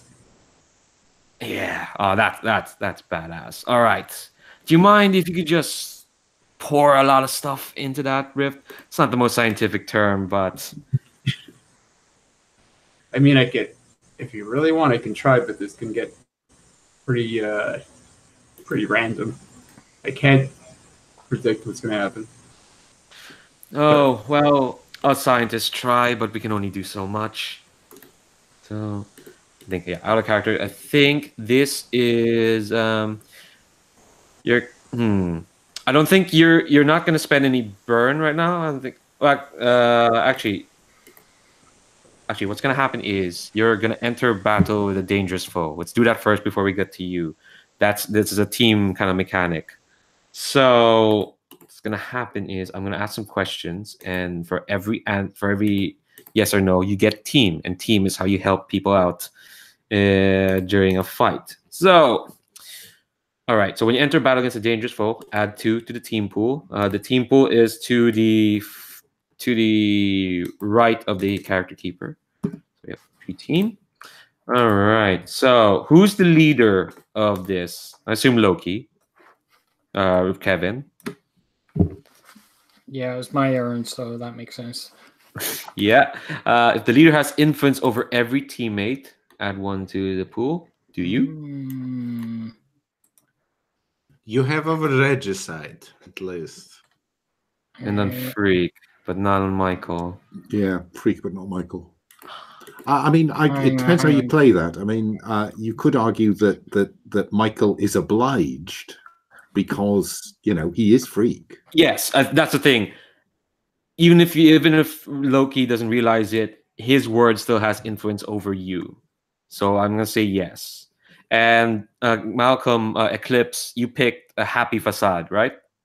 And that gives influence to 3 teammates. That means That's right.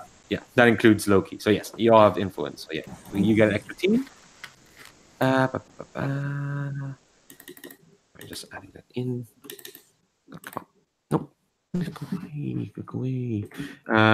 If everyone has the same purpose in the fight, add another team. What's your purpose in the fight? To retrieve, leave, and bring them to their senses, or like something like that. Mm-hmm. Does everyone have that same purpose? So I get the feed. Okay, all right. Are you sure? Look into your heart of hearts. Are you all here to save this AI? Yeah. Okay, all right. I'll believe Yeah, you. I like AIs. What about you, Malcolm? Are you just here to help out? I was just trying to get away from the guidance counselor, so I just ended up in this group. All right, fair enough. I'll count that. Yeah. 5. If any team member mistrusts the leader or the team, remove a team. Does anyone here? Oh, I won't even have to ask. Okay. Does anyone here mistrust the leader?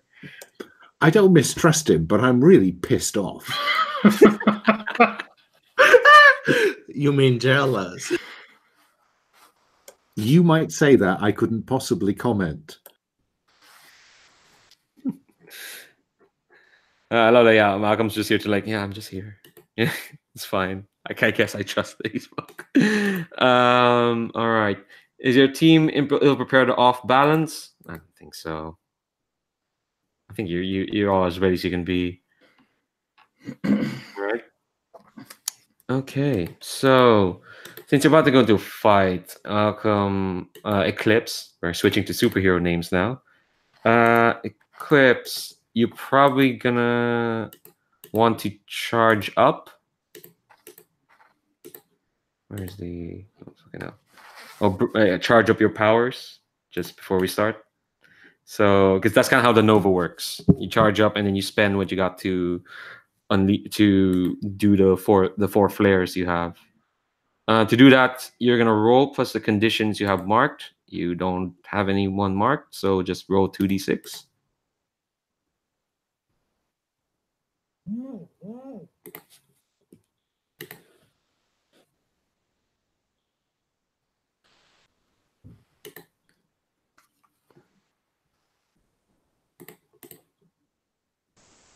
got a 4 and a 5. Fab. So on a 7 to 9, you are going to hold. Oh, on a hit, you're gonna hold 3 burn. So basically, you can spend 1 burn to use those 4 powers you picked out. To use one of the 4 powers, so you have those 3. And when you run out, you charge up your powers again to get more. But on a 7 to 9, you're gonna mark a condition. So if you look at those 5 conditions you have, how are you feeling at this moment? I would say.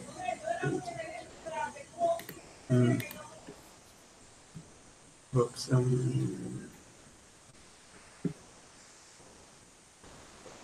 Maybe a little bit afraid of what's going to happen if it just doesn't go right. All right. So what does it look like when you charge up? What does it look like? Like what do we see on the screen or on the page, so to speak? I would say definitely a lot of electricity, like a huge buildup of electric energy. Fab. All right. So I think, yeah, as you charge up, Azimut's looking at her calculator, like, yeah, that's fine. Yeah, okay, that's enough. Would you kindly point all that energy towards the pool there? Right. And meanwhile, I don't really have a way of pointing anything. I mean, I can make the gesture, but that's not how it works. So I kind of just have to hope that it goes the right way. All right. Just So generating power. okay, so that sounds like unleashing your powers, which is a basic move. That's whenever you use your powers to like overcome an obstacle or reshape your environment or extend your senses, you're gonna roll plus freak.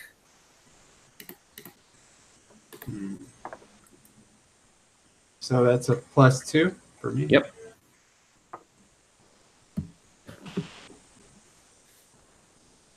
So do I add the 2 as a modifier? Is that what I'm doing? You can do that, or you can just just do it mentally. Just roll and then. Okay. Oh, wrong die. Oh, that's fine. I mean, you still get a result, so that's an 8. All right, so you have a choice, Eclipse. On a hit, yeah, you do it, but on 7 to 9, you can either mark another condition, or the GM or I will tell you how the effect is unstable or temporary. So one or the other. You can tell me how it's unstable. Yeah, you tell me you can't really point that energy. So what's gonna happen is that the electricity kind of cascades around trying to find a source, and then what's gonna happen is it when it reaches the pool, yeah.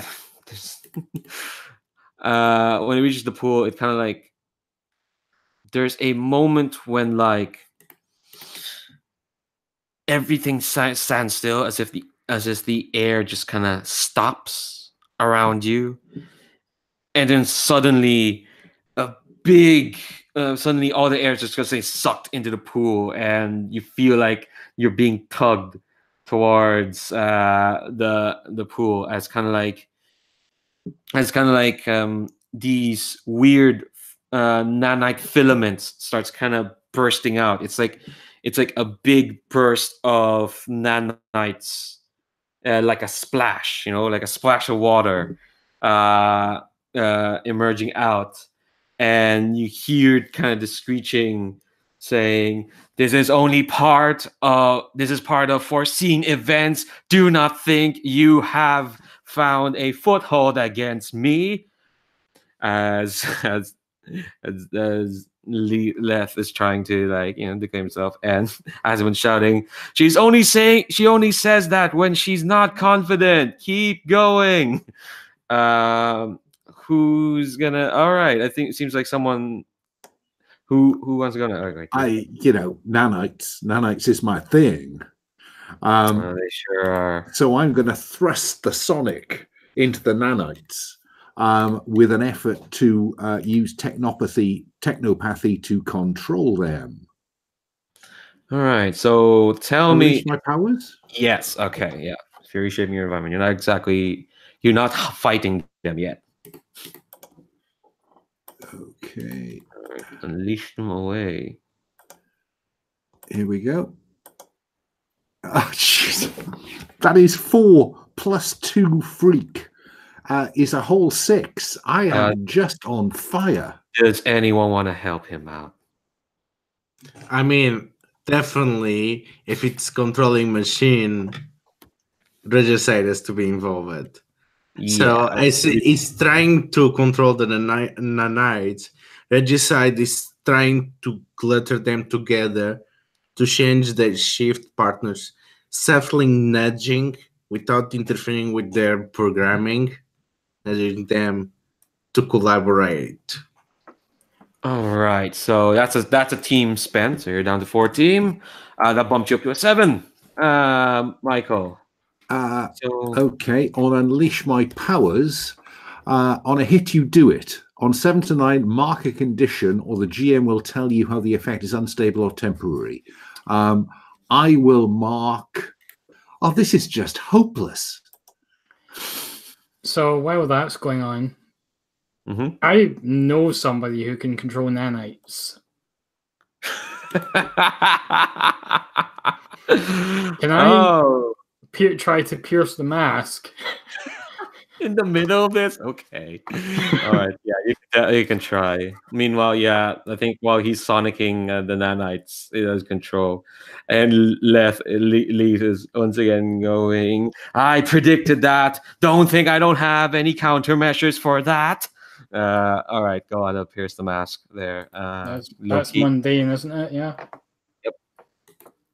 It's okay. I'm at -1 for mundane, so you're probably going to be okay.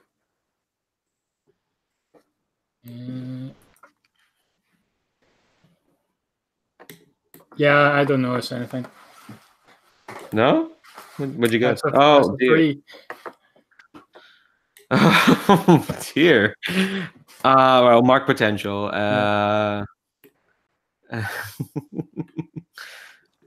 Okay. What's gonna happen is I think you spend so much time trying to catch the nanites, and again trying to catch Michael out.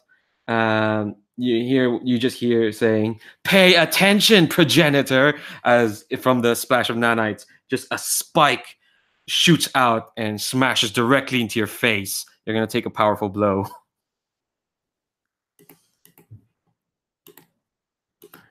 Plus conditions. You don't have any conditions. You're fine.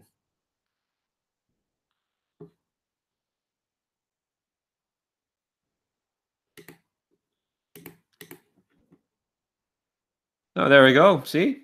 You're fine. How do you withstand the blow? Mark potential as well while you're here.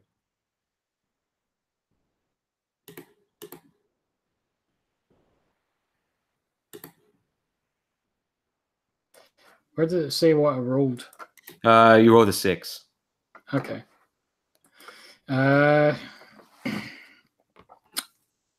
So, how do I withstand the blow? I think it's just really dumb luck sort of thing. They shout at me to pay attention. I'm like, and hit the deck just in time to avoid getting spiked. Is there any possibility that Michael can try defend, or is he too busy? You're kind of busy, and besides, it's fine. Like the blow, he withstood the blow anyway. I think when you do that duck, it probably looks cool. It for some reason to Azzy, it looked really cool, and it's like, oh my god, that's so cool! You managed to predict that. Malcolm. So you're still directing the energy. What do you? And this nanite splash is kind of like actually what happens when while they're trying to control nanites. It's distracted for a moment. This splash Nanites, what do you do? Malcolm or Eclipse, what do you want to do? Well, I mean, I mainly want to keep the power stores up if I can. If I still have that power. Yeah, I think I think Azimuth kind of like, all right, it's fine. You don't need to pour any more power. You've drawn her out. Now you just need to kind of like keep her busy and keep her from getting back in. Do your superhero thing.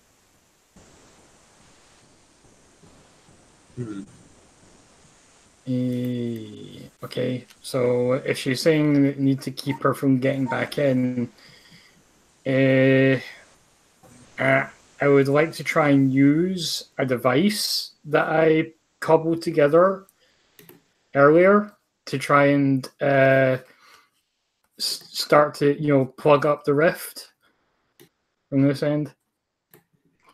Combining some of the tech that I got out of the vending machine with this little sliver of the observer that I retained from the previous arc.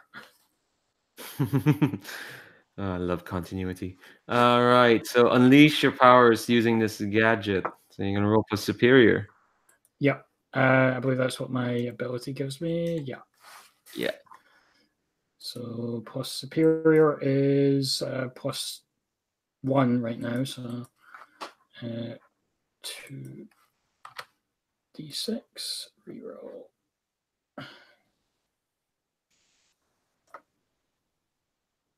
Oh. Wow.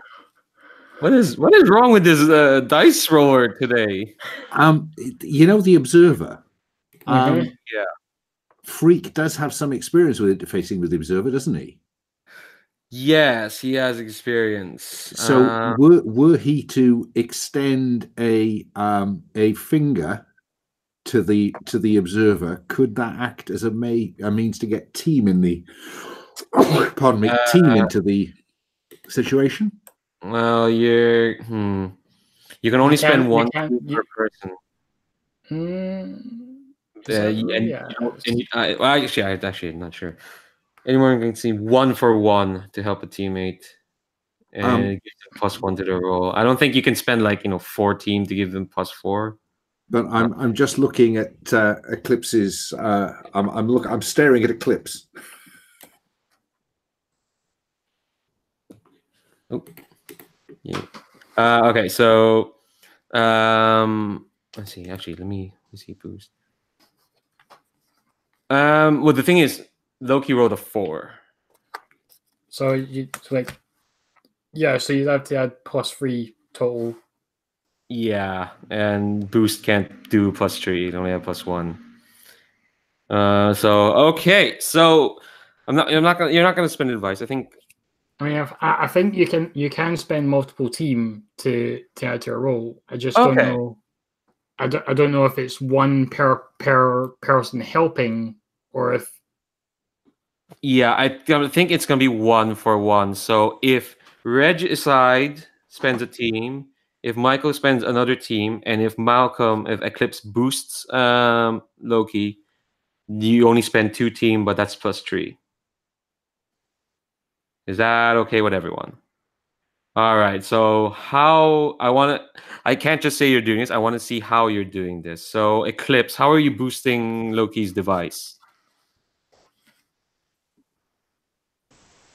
Let's see.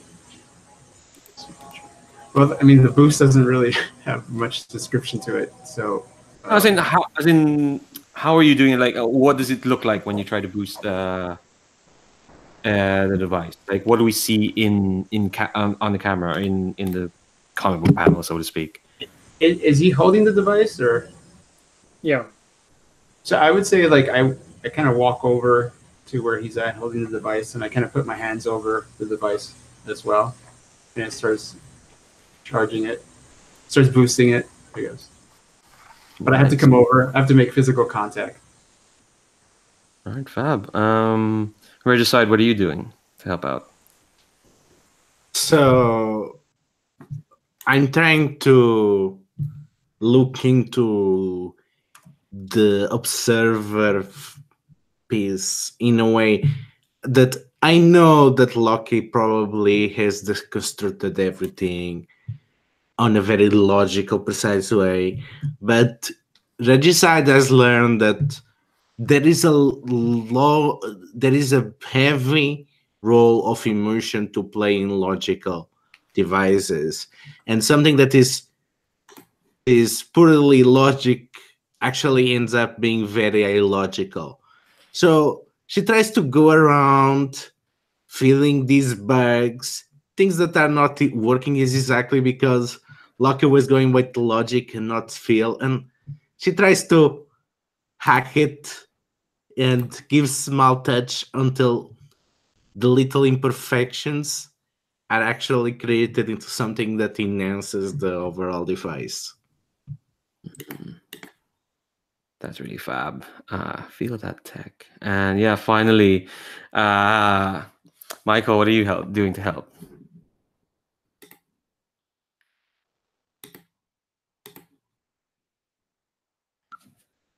Sorry, yes, I was extending a nanite filament to the observer because I have previously interfaced with it and made it work. So I'm hoping that just the nanites can tweak it using my technopathy.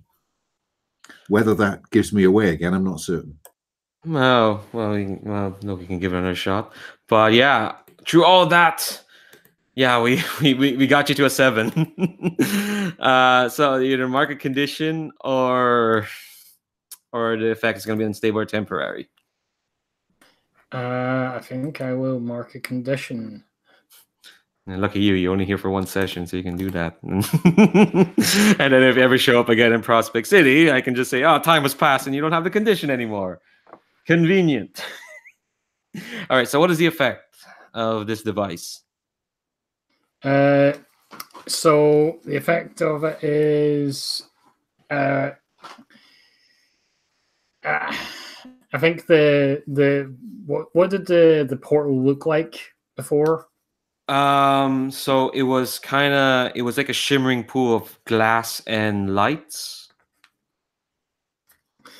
Yeah, so I think like if it's like a shimmering pool, like almost water-like, then it sort of like just seems to solidify and almost frost over in a sort of like rainbowish pattern. And it's just like closed off. Nice. It gets impenetrable. Yeah, no, I think So I think that definitely happens, and it cuts off the nanite spray, and it kind of topples forward in a pile, and you're gonna hear just a scratchy as it's kind of reforming and turning into kind of like it's just a mess, and as it's kind of it's kind of trying to reform, as it's kind of like, oh, don't worry, Teach. We'll get you back to your calm place. And she's kind of like, yeah. So, and she turns to me and it's like, and no, before she does that, she kind of pulls out like what looks like a ring box and kind of puts it near, and it's almost like it's sucking in the nanites into the small ring box. As you're doing that, and she kind of turns to the four of you and it's like, oh, that was exactly what I thought like heroes would be like. You all were fab. I think I'm going to take Insecure. No, that was amazing. Like the four of you just like came together and you managed to beat our science teacher up. But that was so cool, and you all Teamwork Y5. Yeah. Team effort. Yeah. Welcome to Detention Club, Loki. Yeah, you will make a great delinquent, or at least newspaper editor. Is it possible that I can keep some of those nanites?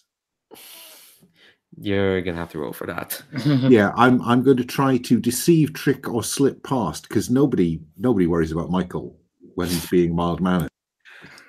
You keep pushing your luck here. When was the last time you succeeded in a roll? Go on. No, see, the streak continues. You've actually failed enough rolls to get an advance. That's actually amazing.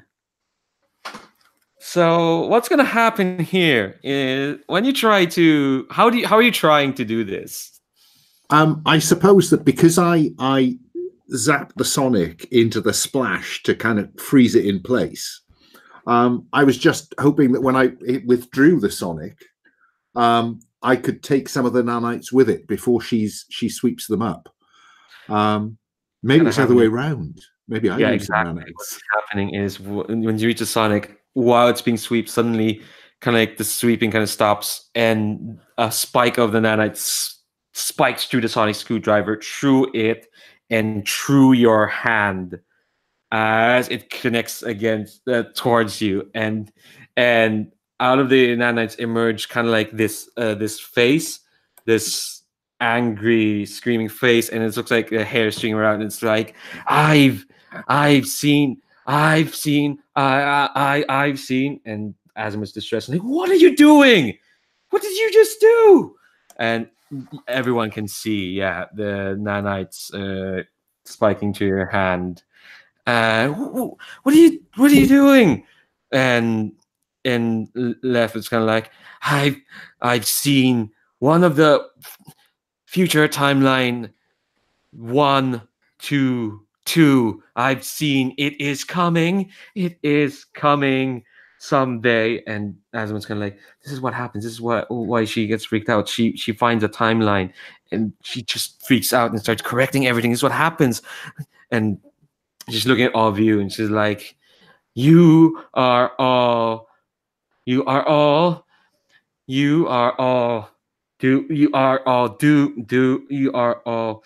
is coming. He is coming for the Sonata. He is coming for the text. None of you will be here to see this except, and she turns to you, Freak, except for you, the fact, the fixture. You will be there for the end of everything. What, Michael?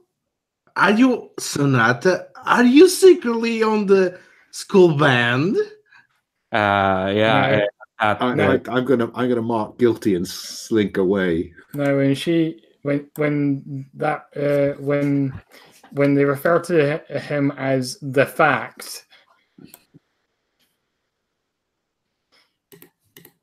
does that register at all?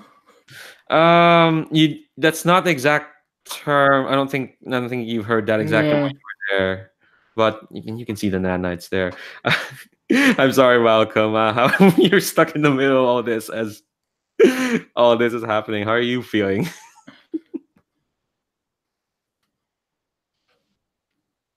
Oh, I see. Oh, perfect timing. I just asked you how you're feeling, and then I noticed you're frozen there. Oh dear. I'm seeing double 4 Moiseses. All right. We'll give a minute. So meanwhile, keep reacting to all these to all this. I think once he I think I'll add that lets go of you and allows herself to be swept back into the small ring box. There you are, Moises. How much did you miss? I'm not sure. I think just the last 2 minutes. Okay. For some reason, they all started crashing. All right, no worries. So what happened is, I think you were there when Michael failed his roll. Yeah, I did see that. Yeah. Yeah, and Leth starts screaming about how the end of everything is coming, and Michael is going to be there. Something about Sonata. Right. Yeah, I was actually gonna ask you, what's Malcolm doing while all this madness is happening? Wait. So just to make sure, is not reveal who he is, right? Because I think we agreed early on that I know him as the freak. Yeah, you knew Freak. That was Right.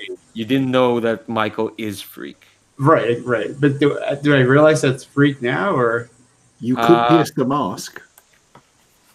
I think I've dropped. There's enough hints from what Leth was saying that people would know. Maybe you wouldn't because you weren't there for the Tangi invasion. But I mean, you could try and pierce the mask to just figure out that this is Freak. Yeah, I think my attitude at this point is just like, I'm like, well, all things considered, this went pretty well. Because I wasn't even expecting to be part of all this. I think it worked out. I didn't kill anyone by mistake when I used my powers. So I think I'm in my own world thinking, well, this went well. Even though something strange is happening with Michael, it's not registering. I'm like, well, we're okay. Aww. I like Malcolm. Malcolm's a sound lad. But yeah, look. Go on. I wonder if we can get school credit for this. Regicide suggests.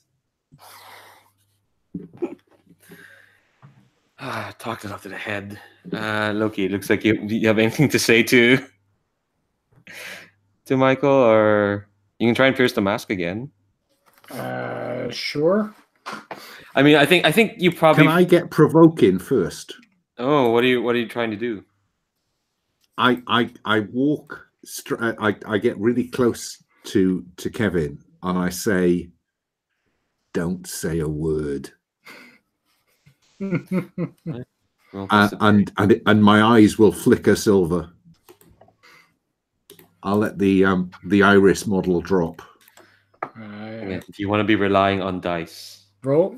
Go ahead and roll, mate. Roll plus superior. Yeah. Oh, which is yeah. I don't have many strong suits.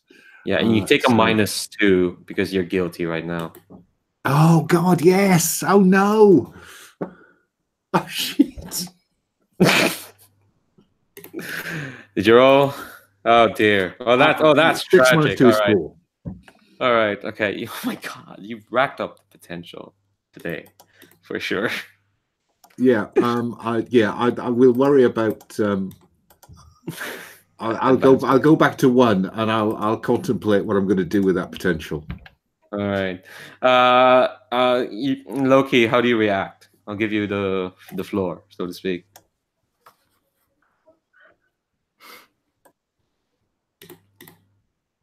You know, you're pretty good with that. Those nanites. You remind me of someone. Oh, Michael, what the deal? Regicide steps in. I'm trying to not cause much of a scene, but you are being awful with everyone. I mean, we barely met Malcolm. You know Kevin just today, and you're being a complete ass. What is the deal? What happened? I don't want to call you out, but you're being a little shit. I have to go. I'm going to run away. We're not in Monster Hearts. You can't do that. I'm just sorry. No, running away would clear afraid. That is a condition I don't have. Oh yeah, is that what you were trying to do? Sorry, for those who don't know, Moises, runaway is a basic move in Monster Hearts, and it's kind of a thing in the gauntlet that eventually we are going to try and make any game into Monster Hearts. So what conditions do you we're calling have? this Masks and Hearts. Masks and Hearts, for fuck's sake. Your condition, what you have. I'm going to throw myself into easy relief. How are you doing that? I think that I'm going to truant. I'm going to run home. Oh, you poor dear. All right, I think it's for the sake of drama, I'm going to let you run. Okay, I'll clear hopeless. Yeah. because take no, I think easy relief. I don't think Michael has had a form of easy relief. I think he's going to discover he can get drunk on electricity. Did he do that because he was next to Malcolm? Yes, all that cosmic energy. I think we've discovered what intoxicates the nanites.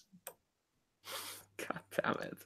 Okay, since we're nearing the end of the session, I think I'm just gonna ask, like, this is kind of an epilogue because unfortunately we won't have Moises and Robert with us next session. Can I just say when he like runs out, I just turned to Regicide and like, I think he was drunk.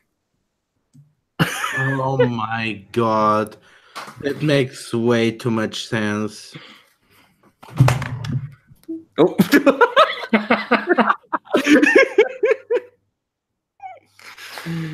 Appropriate. All right. So yeah, I think we're gonna end in like I want like a little scene from the rest of you. Like what do we last see of each character? And I'm gonna start with Malcolm. And I'm gonna end with Michael. So Malcolm, what do we see the rest of the day? What are your days like? Like what's the last we see of you for now? So this is the same day, but just what happens after? Yeah. Like, what are you like? Where are you off to now? Like, what are you doing? I think I'm off to trying to catch up with my long routine, of which I've missed more than half of the things I have planned for the day. So I'm running around, just kind of frantically trying to do everything I was supposed to have done. You're probably one of the prisms probably sees you running past, and it's the gloomy prism, and she's like, always youth, always running fast, never stopping to smell the roses. Typical. Oh, poor Malcolm. Regicide, what do we see? Kasey, what do we see of you? So we see Kasey and Kevin in the school cafeteria having lunch, and Kevin is pretty much talking with Kevin, and it's like telling the developments, the relationship she's going through, asking questions about Agent Fumero and other members of Aegis, and as she's fiddling around with her cold fries, she opens up to him, and I think that you are probably the best person I have to ask this. I'm getting a good idea who Regicide is. I'm getting a good idea what her place in the world is, but I'm still having problems with Kasey, and I've been thinking, and well, if I go to Aegis, they'll treat this with a superpowered issue. If I go to the school counselor, they will treat this as something to wrap up and to protect the reputation of the school or some nonsense about that. They'll not care about me. But considering the relationship that you have with your special family, I wonder if you can suggest me some trustworthy therapist that can help me figure out who Kasey is. I'm really having problems figuring out what these people expect of Kasey and how Kasey is supposed to react without being just a leaf in the wind.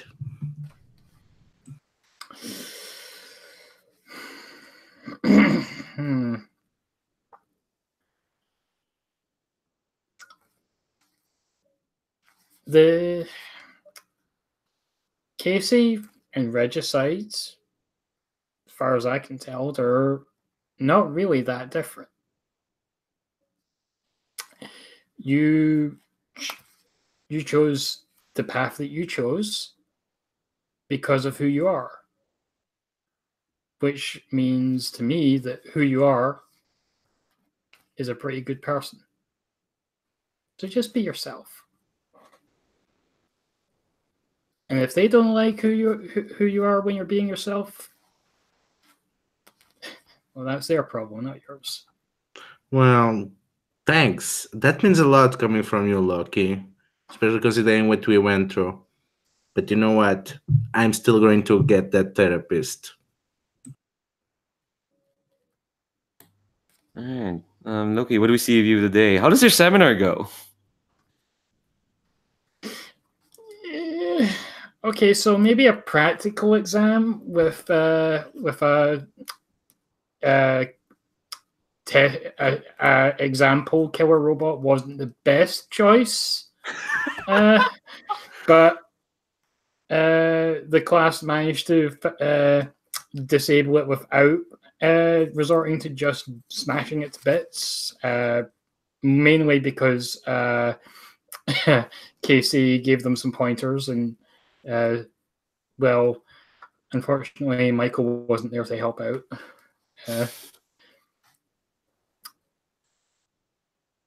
But yeah, so it was a learning experience. I